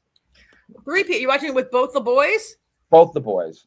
It's mostly hard. It's mostly hard to coordinate with Artie because he's a grown man now with friends and a life. Yeah. Yeah. So it's also been a little bit of a crazy week. But anyway, I'm gonna. I was gonna say either that or we could just try to do the 1 episode and then do the last 4 when we come back. Okay, I'll be honest. I'm probably gonna be watching this for weeks. Okay. All right. So you guys talk about it. I'm gonna bow out for a little bit. Text me when you're done, and Karen and I will finish up with that other show. Yeah. All right. Wait till AJ disappears. All right. Well, I was trying to at least get enough pictures that I could tell like what plot was to just these 3. So basically it's through the point that it's past where he's been kidnapped by the scientist. Well, you're really jumping over like no, I'm just trying to figure out like the full like scale of how far the plot goes. Like it goes to him leaving after he gets the antidote. Yes, that's when it goes up to. Yeah. I mean, I don't know that I really have specific like it's hard to remember all 3 episodes because it's been a while since I've watched it. but I continue to like all the characters. I mean, I like, obviously you don't want the oh god, see, I don't even have anybody's like thing up to remember people's names. Sure. Where we left off after episode 3 that we discussed last week was when like Ben like, remember how Ben broke into Silvermane's house and stole the money and gave the money to Vera, the widow, to leave town, and that's how he set up Winston and got Silvermane to kill his own 2 goons, right? And you know, take the heat off Cat, because Cat is the person who put out the hit on Silvermane, right? But he effectively like blamed it on, you know, Winston, yeah, and it worked. But I feel like, and have you seen the whole thing? No, I've only seen up through episode 6 that we're discussing tonight. Okay. So Silvermane, I would say, is still hesitant, like through a lot, and it's kind of, I'm trying to like separate what happens when in my head, but I know that through a lot of it, he's sort of hesitant. And even though he has killed Winston, I feel like he might think that Cat was involved, or at least I got that opinion. Like, I don't think he's 100% trusting, even though they've pulled this off. Of either Cat or Riley, I think. I mean, he does offer, so in the beginning of episode 4, he offers Riley a job, right? Which he says, he says, I don't like your retirement plan. Yeah, that's great. I liked these 3 episodes better. I like the show a little better. I told you yesterday, Jamie, that I find the show just kind of boring and that I just kind of don't really love this show. But I really, the first 3 episodes, I wasn't, it didn't hold my, I didn't even know what was going on because the show just didn't hold my attention that much. And I was like, wait, I'm not paying attention. I don't get it. Right. These 3 episodes, I mean, with episode 3, where the mystery kind of came together a little bit more. And in these 3, I was able to like pay a little more attention to it, give it my full attention. And I'm liking the story better and the characters better. And it also, you know, maybe not in small part because it is now becoming more of a metahuman story. It was like straight up detective noir, like up through, you know, I mean, we do see Nick Cage, we do see Ben using his spider powers and being the spider more starting in episode 3, right? But I feel like now it's becoming, look, I like detective stories, but now it's becoming like a Spider-Man story also more, right? Yeah, a little bit. Yeah, we not only have Flint, who is, as we said, I still don't think it looks like sand, but can turn into sand, and the Lonnie, who, I don't know, he gets like, his face changes. I don't know exactly what. I think his skin is impenetrable, and yet he's very strong. Yeah, because that's who AJ said was Tombstone, right? I don't know. I don't know who Tombstone is. No, I don't either, but I thought that's who AJ meant was.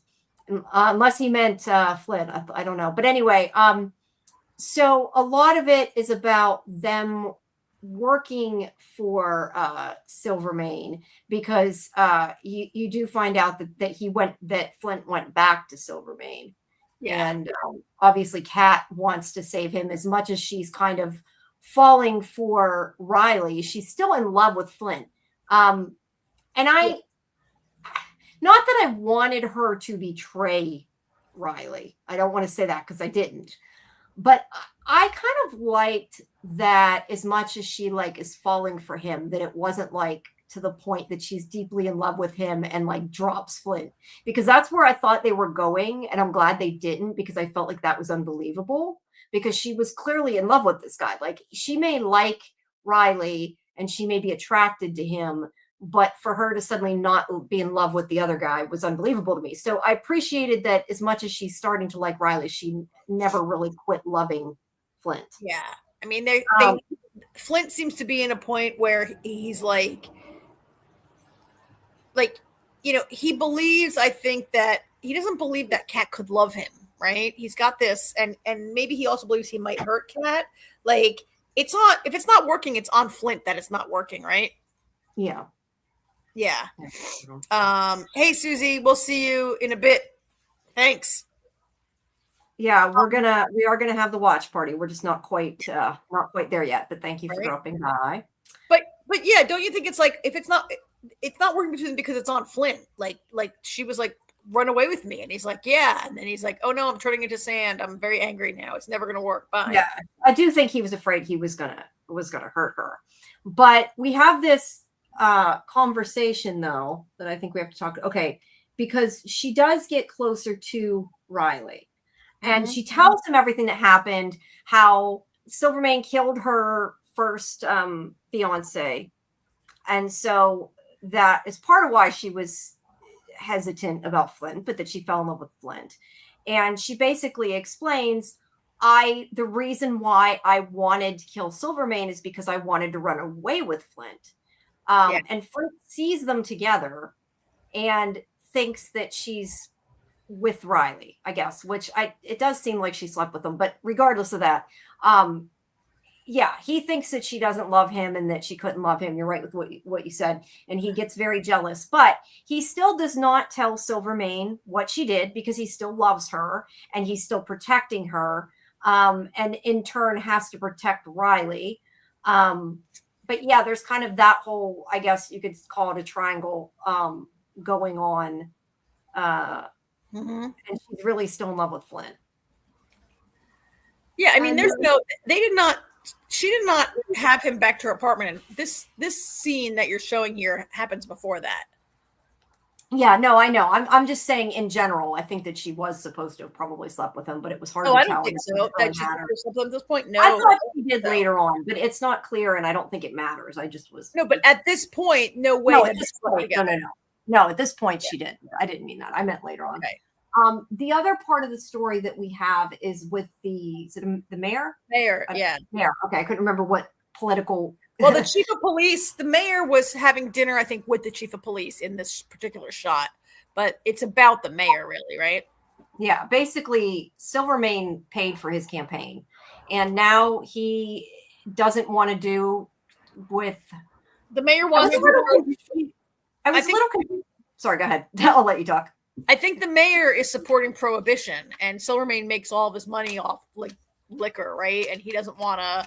He wants the mayor. He's pissed that the mayor is going to support prohibition, right? Yes, and that's where I was a little confused because I thought that I wasn't sure if he was for or against prohibition because I thought maybe it was that these are sort of like underground clubs that have the booze, so maybe he wanted to keep prohibition. But anyway, regardless of that.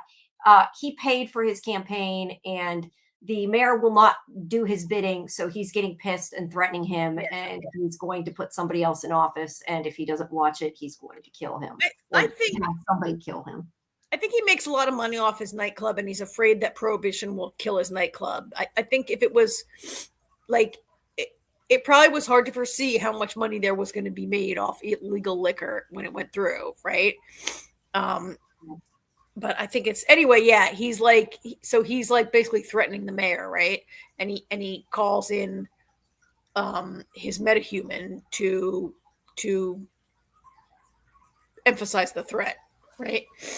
Yeah. Do they call them that? And I missed it, or is that just no? I think I'm just calling them that because that's what they're called. And like, no, I'm just calling them that. Okay. I just wondered. I've never heard the show call them that. I'm just calling them that because they're not really superheroes and they're not really mutants. I don't know what they are, right? Yeah. But they kind of are mutants, but we didn't know that yet in this scene. Right. I thought I had a picture. I think it's in this episode. Let me see. Hold on. That we meet it must be in the next episodes. The other, as you're calling him, metahuman that they meet, the one with the Dirk Layden, the electricity guy. Yeah, that's in the next episode. What's his name? Dirk Layden. Oh, Dirk. Okay. Dirk. So yeah, this episode ends. Let's see. Is this? Yes. This episode ends where she's basically figured out that he's the spider, and she jumps out the window so he'll catch her. Yeah. Is how that ends, and he does end up kissing her, and yeah, they get closer in these and Yeah. in these subsequent episodes. Well, this episode 4, includes the fight again with the electricity fight is in this episode. Okay, is it? Because I don't.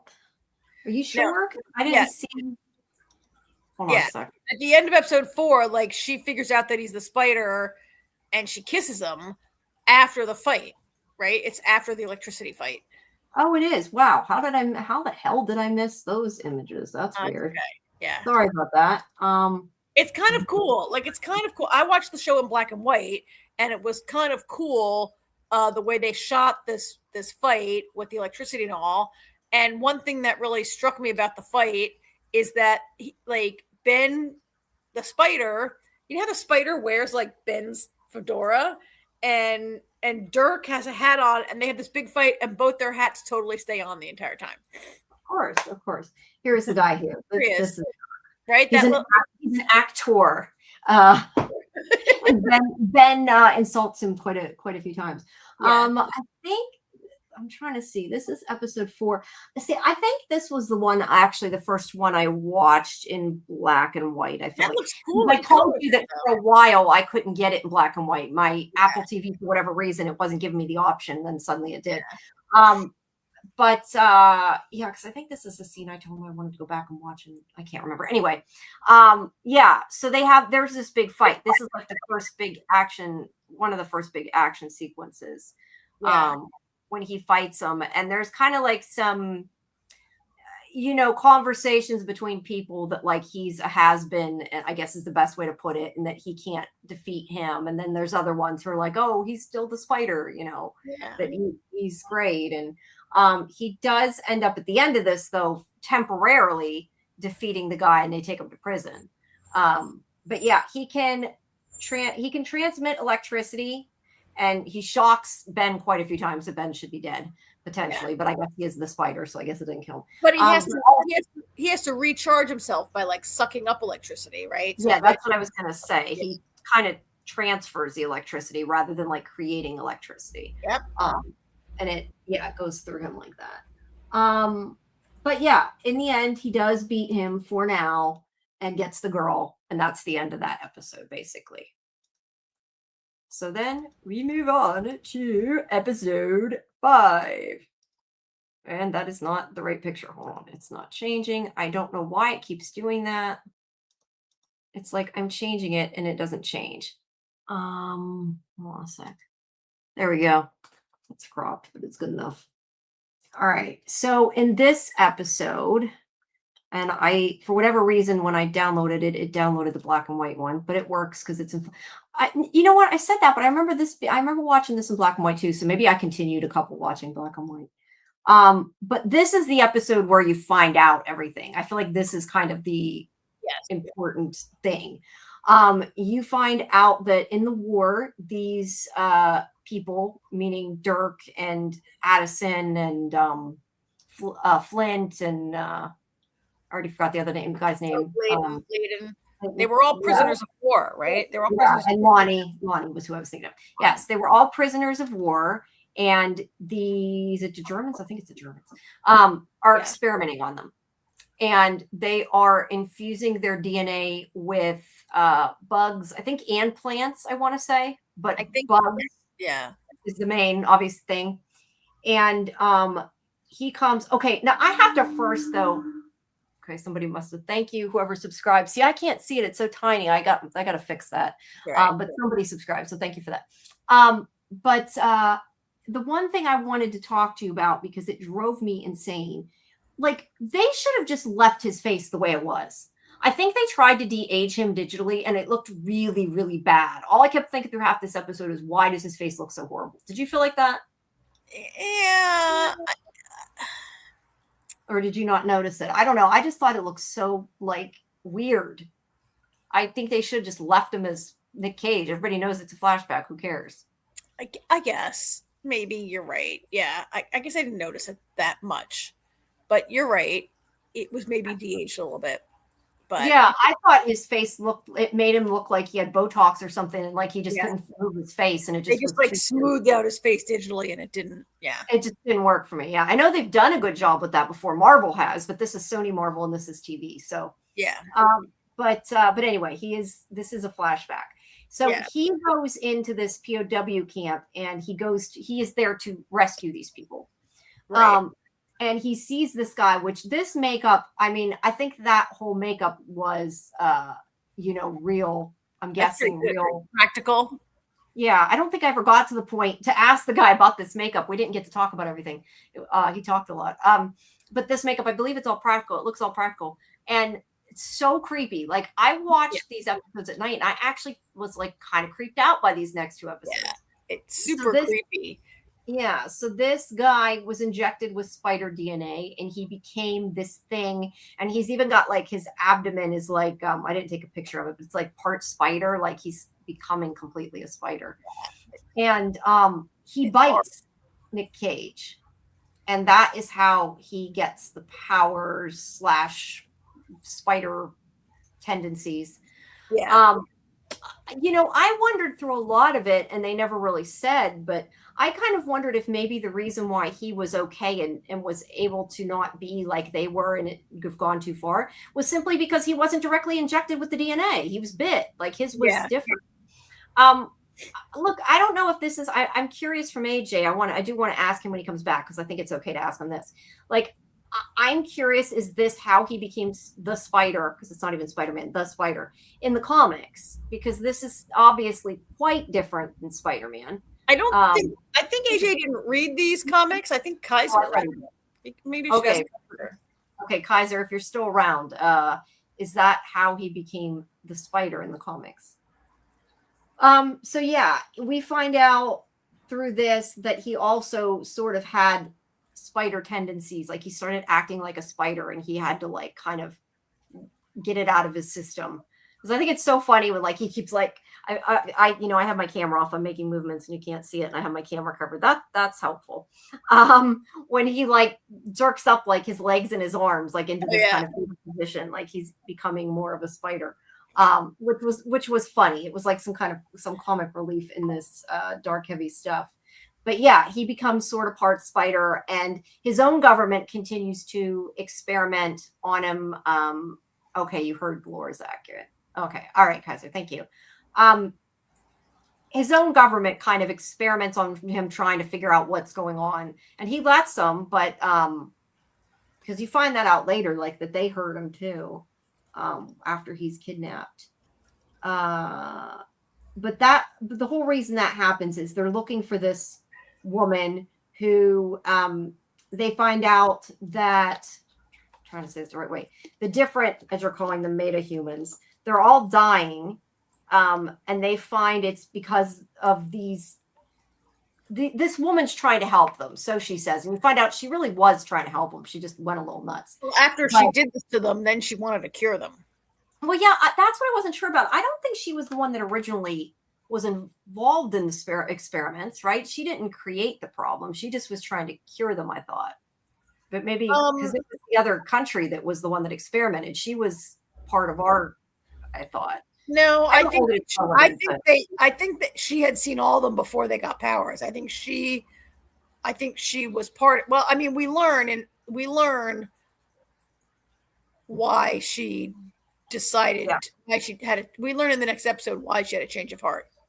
Yeah, well, whatever happened, her trying to help them made it worse, and it's been accelerating what's going on. And so he thinks she's the bad guy, and he's going after her. If they keep using their powers, they'll die, right? That's why. Yeah. Didn't she activate them? Yeah. That's what I said. I can't remember. I think like they were going to her, I thought, for PTSD originally. I don't remember the details, but yes, I think she's the one that caused the powers to be activated. She's definitely the one that caused the powers to become accelerated to the point that it's killing them. And she's trying to stop it. And it's not none of her research is working. But he steals the research to try to find out what's going on. Well, Robbie, and with Robbie as a cover, like Robbie's interviewing for the paper, and Ben is right as a distraction while Ben can steal the files. Yeah, I'll be there. So he is able to. I like how he ends up. He throws the files down because you see like the web that was holding the files. Like that's how he got out of there, which is funny. So yeah, he steals them, and I'm trying to see where exactly you find out. And I don't know if it's at the end of this episode or not. Oh wait, let's talk about this first. There is also this stuff between him and his secretary that he tells her he's running away with Kat. He's in love with Kat. He's leaving. He's like, you can keep the practice. Here's some money. I'm going. And she gets it. She cares about him like as a friend, not romantically or anything. And she's like, good for you for taking that step, for putting yourself forward. And yeah, he's in a good mood because he thinks he's running away with Kat because she wants to run away, but she's more running away because she's scared. She isn't really, I mean, he thinks she's in love with him, which she really isn't. Like I said, did she like him? Yes. She wants to get away from Silvermane is her number one thing. Yeah, right. So she's agreed to run away with him and he's all happy, but it ends up she doesn't run away with him. Because what she's actually found out, and I thought it was at the end of this episode, and I think I just don't have the picture from the end of the episode. But she finds out that this woman, what's going on, and that she's trying to help these people, and the woman thinks that she can cure them, but she needs the spider. And since Kat knows who the spider is, she's like, I'll tell you who the spider is, but you have to promise not to hurt him. And look, I don't think she wanted her to hurt him. I do think she believed her, which was kind of dumb, but she believed that she wasn't bad and wasn't going to hurt him. So she tells her that it's Ben.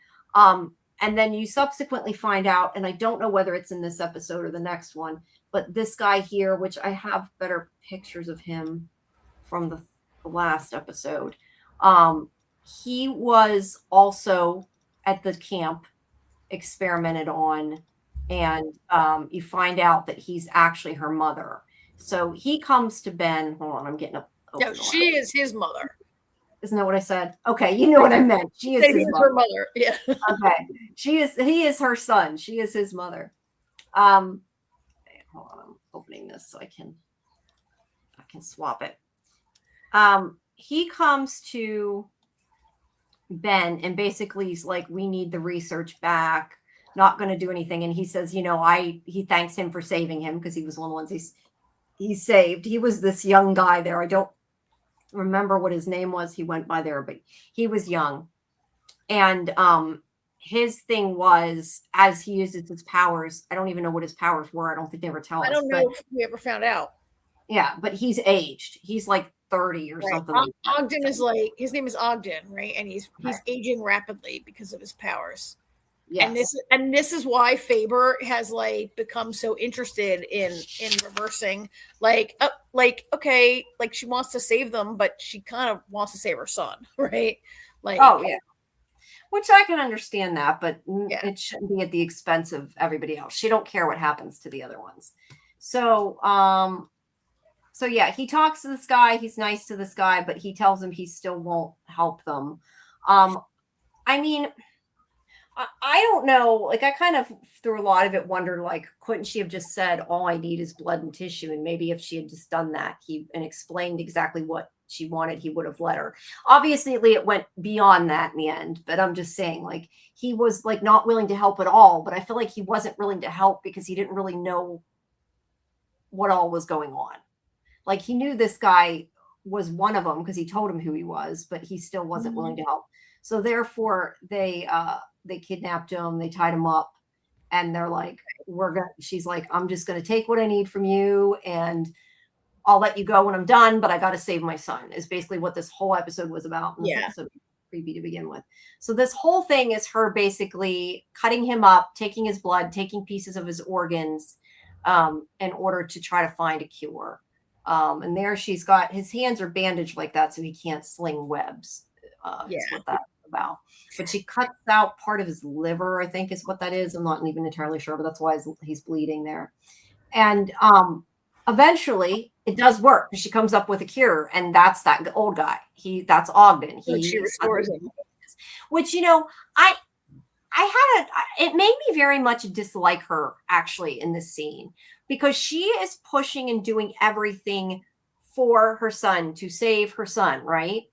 But then when she has one antidote, she gives it to him when she has no fucking clue that it's not going to kill him, right?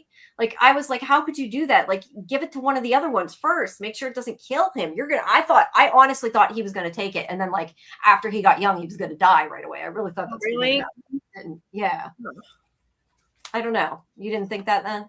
Right. No, I didn't, but it is at its core, it's a comic book, right? And I didn't really know. I mean, it's a good point. It's a good point.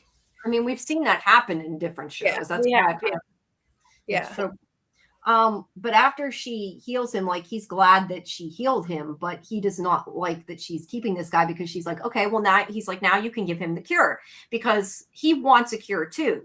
Ben does. He does not want to be the Spider. And she sort of promised him that after she found the cure for all of them, that she was going to give it to him.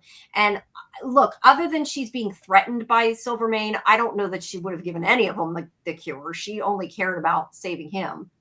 No, because then she decides to kill Ben to cover her tracks. Right, yeah. Oh, that's right. I forgot about that. Yes. She's like, basically he's a liability. He'll tell people we'll go to prison is kind of her excuse of why. And I don't know that he would have. Maybe he would have. Maybe he wouldn't have. They didn't even try to find out. But he's like, no, you can't do that. So he pulls the gun on her, and he does go rescue Ben. And then we have this scene. There's the lightning guy. They've broken him out of prison. There's like a whole scene where they break him out of prison. Yeah. Because Silvermane basically wants like an army of like super powered henchmen. Yeah, she does. Yes, that's what I think they don't seem to get. Like, I guess Flint is kind of like, we're going to die anyway, so let's go out in a blaze of glory, is kind of the way he's looking at it. But they don't seem to realize that, and I guess that's just kind of the way this kind of show is. But like, Silvermane wants them to keep using their powers. Like, he never had any intention of giving them the antidote. He was just, I think, going to hold it over their heads to use as a way to control them, which is, that didn't happen yet. So I don't want to go that far, because I don't think you've seen that. No. But he ends up, as you can see, he grabs that guy and ends up killing him. But I don't remember exactly how it ends. You're gonna have to remind me that. Ben gets the antidote. So he ends up. So like Silvermane, they bust in because they want to like get more metahumans to be like henchmen, right? Like Silvermane. That picture, yeah. They bust in there because Silvermane wants like more people with powers, right? And but Layden, this guy, Electric Man Layden, ends up he kills both Faber and her son Ogden, right? And then they end up blowing up the whole lab, and Ben escapes with the antidote or the cure, or whatever you want to call it. Yeah, the antidote. That's how it ends. Scene. I want to see if I can get. Hold on, I'm getting a picture of it. I went fast trying to get, so I at least had some pictures, but I didn't get everything that I should have. There's a scene, if I can get a picture of it, of these tanks, because you find out there's like all these failed. Not that that's not like all these soldiers that they like worked on and failed to she failed to save them, right? She's been trying to save them and she couldn't. They're like her experiments. Yeah. Trying to find out.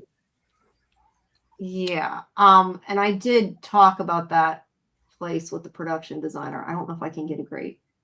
I was trying, it's like jerking. I'm having trouble getting some of the pictures, but like some of these, you can kind of see it here. There's all these like really deformed bodies in these tanks. They were the ones that were failed. Failed POWs that she wasn't able to save. And I think I could be wrong, but I think that's what sets off what'd you say his name was? Langdon? That guy. Layden, Layden. I think that's what sets him off. The thing is he's uncontrollable, is the idea. He doesn't listen to Silvermane at all. But they do end up blowing the place up. And he has he does have the antidote. The cure, but that's it. But the doctor and the I thought I have a picture, but I don't. The doctor and her son, though, are both dead. Yeah, they're both dead. Yeah, but Ben has his antidote, so he's ready to go. And that's where it ends. And then we still have 2 episodes left. Yep. All right. We'll 2 talk about episodes. next week. Yeah. I like the show. I mean, is it the best? It's not as good as some of the straight Marvel shows, but I think it's good. I've enjoyed it overall. I mean, to me, it's just a little slow, right? But I do. It is a little slow. I mean, I can see why they would pick this comic book arc or story or whatever.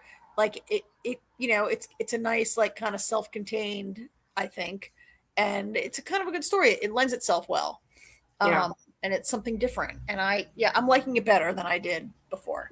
Good to know. There's Yeah. 2 episodes left. Yeah. Yeah. And the interview with the production designer, I'm hoping to have up tomorrow. It'll either be tomorrow or the next day. All right. I got to finish editing it. But yeah, I had a good conversation with him. Unfortunately, I did not get to talk about everything I would have liked to, because he talked a lot. We didn't. Yeah, when you talk to people, you never know how long of answers they're going to give, and he gave pretty long, detailed answers, so I didn't get through everything. But no, it was a good conversation. It was a fun conversation. So that'll be up soon. And I did ask him the one thing I almost forgot to ask him, that I was like, what I really wanted to ask, and I did ask about, is the black web, because I was like, where did that come from? Because that to me was like, I thought was such a weird thing that, like, it wasn't a white spider web, because we see that all the time. So that at least is there. But yeah, there's a lot of good information. And yeah, that'll be out soon. That, and I'm probably gonna get the stuff from the season, Hulu's new show is the next thing that needs to be edited and up. All right, great. On tomorrow. All right, well, you guys talk about Star City. I think I gotta text AJ real quick. Yeah. Let me text him. AJ, get your ass in here. Come back. AJ, come back. So we're going to talk about episode 4 of Star City, and that's our last show to discuss tonight. So, AJ and I don't take a very long time with that.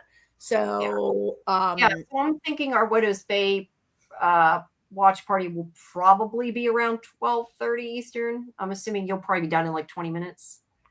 If that, yeah, maybe not that. Okay. Yeah, we'll probably be somewhere around 12:30, maybe a little sooner. If we take more than 20 minutes, it was a hell of an episode. In like 15 minutes, probably. Yeah. So let's plan on. I just usually figure it's easier to start at like a half hour than start at like 55 or something, because then it's confusing. Yeah. So we'll probably do the watch party around 12:30. But I will see you guys in a few minutes. Let me know when you're done, and I will pop back in. Okay. Bye. All right, AJ, episode 4 of Star City. And the title of this episode, I forget. I'm going to look it up real quick. How'd you like this episode? About as much as the other ones. I don't know that I'm feeling it. I mean, I'm gonna stick all the way through, obviously, but yeah, it's just. I mean, it depends. I mean, if the show focuses more on what the chief designer is up to, it's better. Like, I can't, you know what I mean? Like, I like that aspect. I like that he's like, screw this shit. We've already been to the moon. We're going to Venus. I'm going to put together a secret team, which some of the people fine, but asking Sasha, and I get why he has Sasha, but asking Sasha to be one of the astronauts, and like, they're not going to notice that Sasha's missing for 9 months. Yeah, right. Also, he's clearly not in any kind of mental space to go on a secret mission like tomorrow. Well, it's not that soon, but no, he needed to have an answer by then. But it's like, I don't know how they expect, just because he's not going to the moon doesn't mean that he's not got a job to do. I lost you for a second there. They're leaving in 3 days, right? They're leaving in 3 days. Is that how soon they're leaving? I missed that. Yeah. I like this episode better than the first 3, but I agree with you, and I think I'm not following the comments right now, but I think other people in our community here have felt the same way, that they're like not hitting that sort of, the whole space travel part of it is almost secondary to the KGB storyline, right? Yeah. Like almost the whole story is like the KGB spying on people, and you know, it if they had sold it to me as Irina's origin story, I maybe could have gotten excited about that. But that's not what, I mean, you and I are both struggling with this show not being what we thought we were getting, right? I like Irina, but I wouldn't have cared about her origin story. You might have still watched it, right? Maybe. But you know what, though? But then I guess you're right. I would have gone into it with a different feel. I would have gone into it how I would have gone into watching like The Americans and expecting, you know, an espionage type show. Yeah. I wasn't expecting an espionage show. Yeah. I was expecting the flip side of For All Mankind, which I thought was going to be really fascinating. Yeah. To see how the rush, you know, and it's not that show. It seems to also be kind of Sergei's origin, right? But yeah, I mean, so I get they're in a bind here because you can't just do the direct flip side of the coin when you know everything that's going to happen. Like we know but you kind of can, because I feel like you can do it because we don't know how the Russians got to the points they got to. We don't know how the Russians beat the Americans to the moon. Well, we're already past that. That happened in episode 1. I know. That's what I'm saying. Like they could have started in like, I don't know, 66 or 67 to lead up to that point to see how they accomplished it, you know? I appreciate starting it from the exact same place For All Mankind started, right? They both start with the Russian moon landing. And that's where the similarities end. Well, yeah, and you know, we had a group of astronauts, so you know, I guess we're still wondering if Anastasia is our main character because that's her in the key art, right? Yeah, she's just a mouthpiece. Right? That's her? Isn't that her? Yeah. Well, yeah, it's Anastasia. I mean, she's a mouthpiece right now, and we know that. I mean, we never met her in For All Mankind, but like I enjoyed her part of this episode. Like in this episode, she finally realizes she's never going back into space. Yeah. Right? Like her career is over. I mean, honestly, I'm sorry to tell you this, Anastasia, but you never should have been in space in the first place. Like she only went to space because Yana was murdered by Ludmilla, right? Or she actually got Irina to shoot her, right?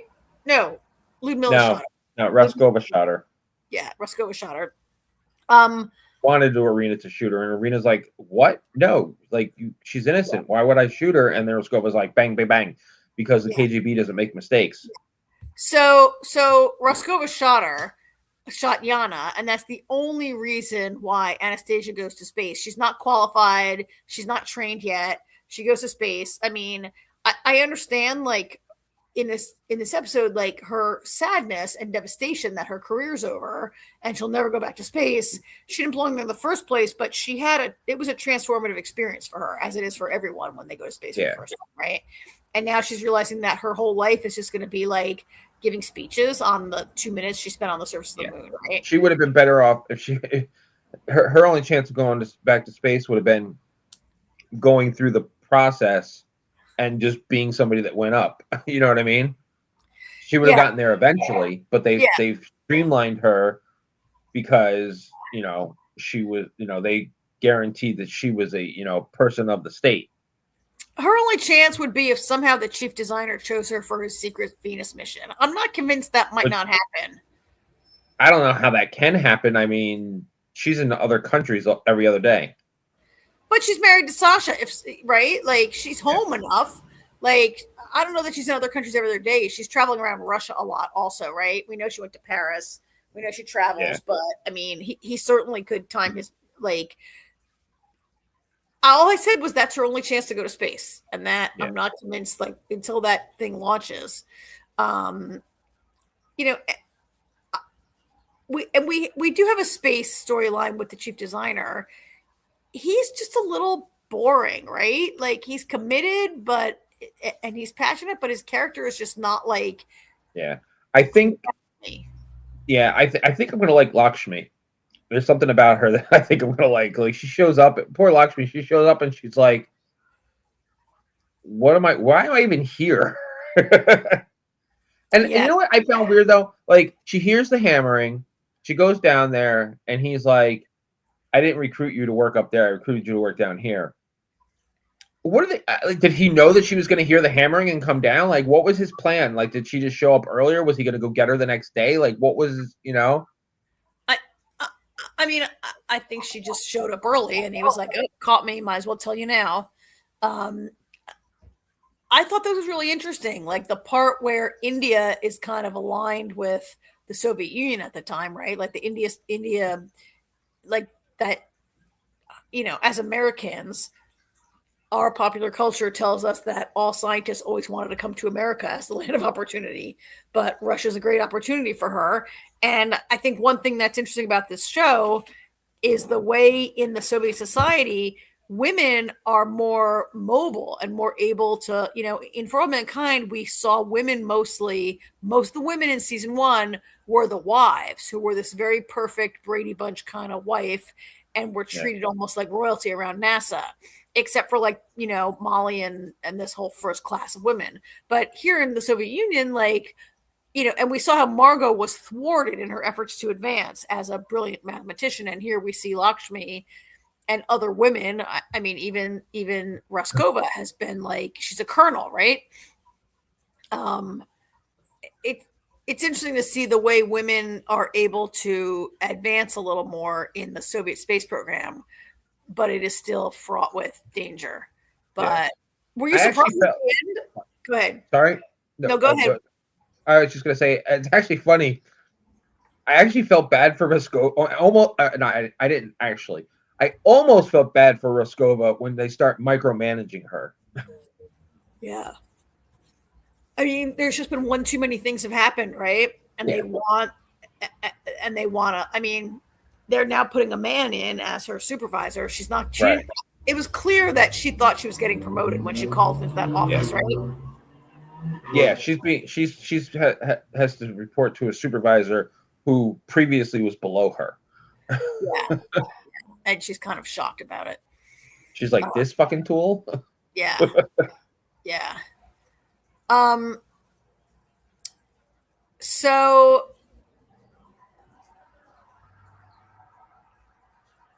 I'm not really, so let's finish with the space program. So the chief designer, turns out he's invited Lakshmi to, for a reason. He really wants her on his secret Venus project.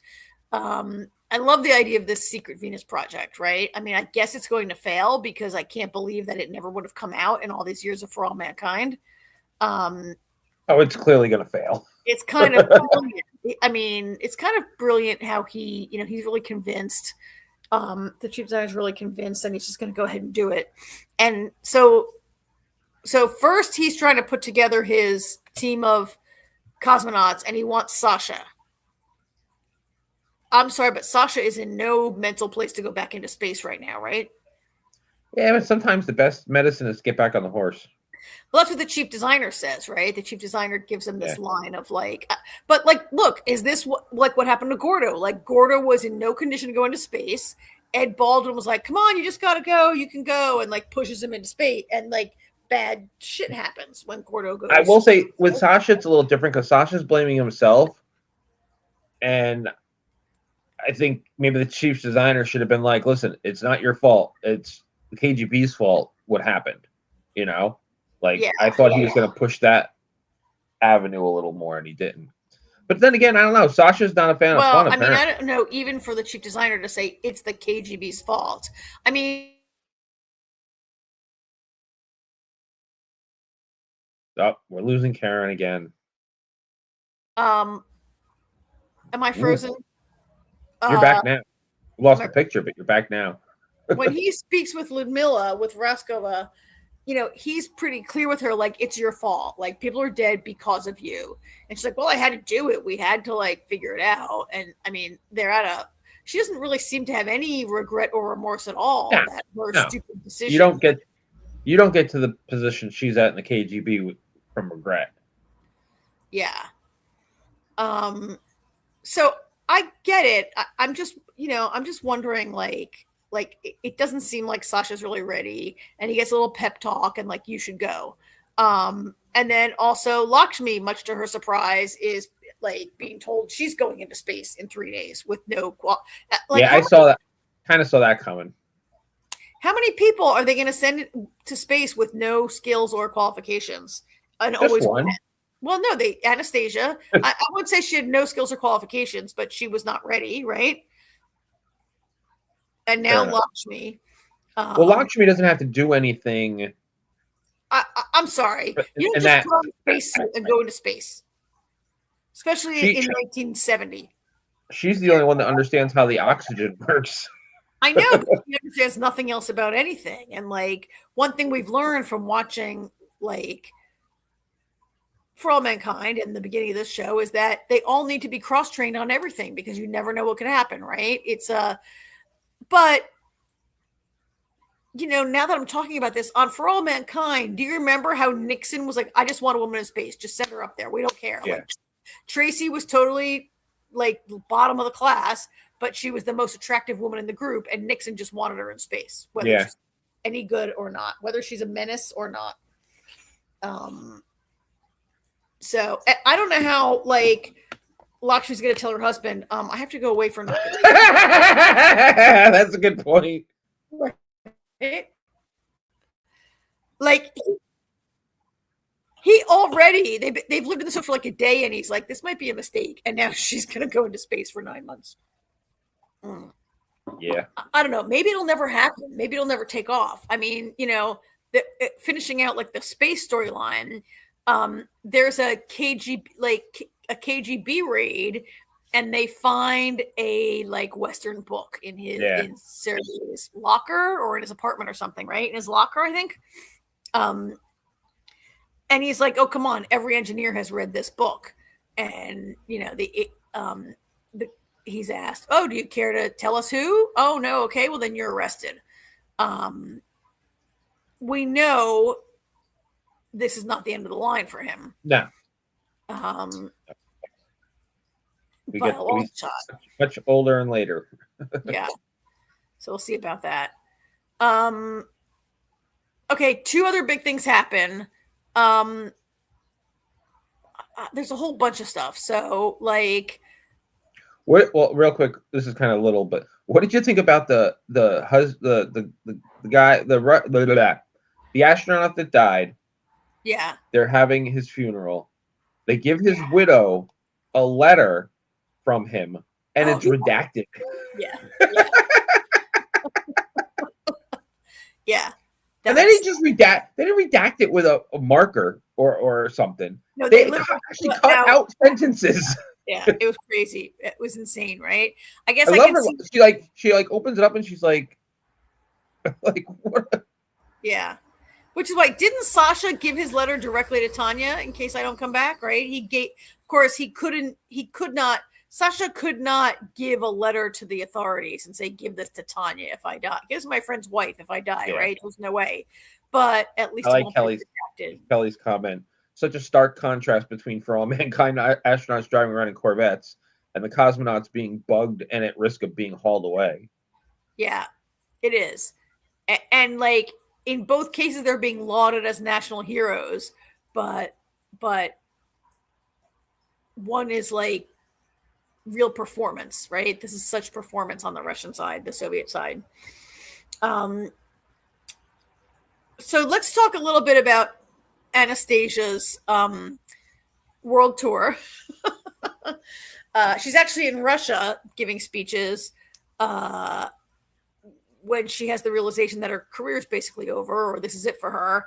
And she goes like to party with some scientists, some physicists. And she's having a great time. And is Sasha sent to fetch her, or do you think Sasha like just is like, oh, I better fetch her? No, her bodyguard called him because Sasha says when he gets there, he's like, thanks for calling me. Yeah, the bodyguard calls and is like, you got to come and get her because she's she's having fun, and Russian women can't have fun. Yeah, yeah, right. She's deviating from the program. She's having fun. They get home and they're having an argument, and they start making out. They're gonna have angry sex, right? What do you think about that? I think it was only a matter of time. I do too. I mean, I thought when they got married and they were strangers that this was probably going to go in this direction, that a real relationship would develop, right? Yeah. And I'm not that surprised that that's where it's going. Particularly, he's got this relationship with Tanya, who's married to his colleague, and Tanya is so pissed that he got married, right? Which makes no sense because she is married and she does seem to love Valia, right? Like she doesn't hate Valia. She doesn't she seems to love him. She still has sex with him. She still seems to enjoy his company, but she's like really mad at Sasha for getting married, even though like she knows that he had no control, right? I don't. Well, I mean, the Tanya and Valia storyline has taken we learned last week that Valia is the mole, but we learned this week that it's because of Tanya. Yeah, that Tanya was a bit of a wild child, and coming to find out, the only reason Valia turned was to protect Tanya.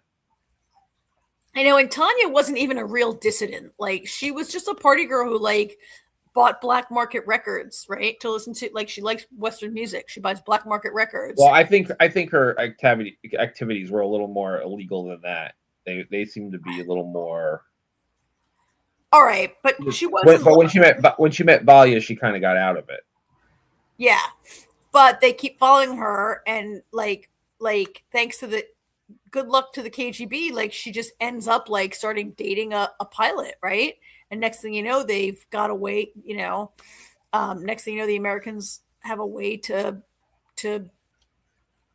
co-opt him. It was kind of really interesting the way that the patience that they showed with Tanya as an asset, and were able to convert Valia as an asset. I feel really sorry for him, even more than I already did. Yeah. And it all feeds up into this weirdness between Tanya and Irina. Yeah. Like Irina is she's certainly overstepping. Like she's supposed to be listening. I mean, she's growing from just a transcriber into like a baby KGB agent, but she's not supposed to be doing this, right? Like she's becoming friends with Tanya. She's sort of like obsessed or fascinated about Tanya and Valia's marriage, right? Yeah, but you gotta remember, she was late picking up her daughter from her lesson. Yeah, because she was, putting out fires. She was, but what I'm saying is she could have found her daughter. She didn't have to put her daughter in music lessons with Tanya. She has, for a couple episodes now, been like she wanted. I feel like she wanted to take listening to them, and she wanted to take the next step and see Tanya. She's got a thing for Tanya. I don't mean that she's in love with her or whatever. No. I know that. She's got a fascination here with Tanya, and I don't think Raskova knows what she's doing or would approve, right? Well, it's not, but I mean, it's being recorded. When she's not there, somebody's still keeping tabs on it, so they know she's there. Yeah, if they know it's her, I don't know. Like even that episode, even when she asked about her daughter's father, she deleted just that question. The rest of it, she left. Yeah. So they know. You know what I mean? Yeah. Yeah. I guess I'm just trying to figure out her motivation, because she had no idea. I mean, she knows Tanya listens to records or whatever, and she has kind of in her notes just wrote listen, she kind of glosses over some of the things that happen in the house, right? But she's got a fascination with these two. And she had no idea that Valia was compromised when she started hanging around with, right? Yeah. She just really got lucky that she I don't know. Yeah. She's fascinated with into it. perfume, right? Yeah. And how lucky is that to go into the bathroom and figure that shit out? It did seem like kind of a leap. Like she's looked at that perfume before and she's like, oh, French perfume. Wow, Tanya's so lucky, whatever, right?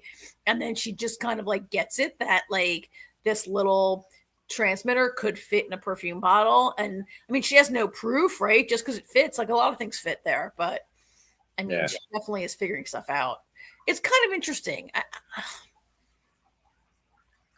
I mean, if this show was not a spin-off of Mankind and was just a show, would I like it? If I was just watching a KGB show, I might. and again, like I said, it's because what they portrayed it as. Like I said, if I knew I was going into a show like watching The Americans, I would have a different expectation than going into it being said, oh, it's For All Mankind, spin-off of For All Mankind, Star City, learned how the Russians did, and then I go into it and it's like, this isn't like For All Mankind. This is about the KGB. It's called Star City. It's called Star City, but that's about the extent of the space program.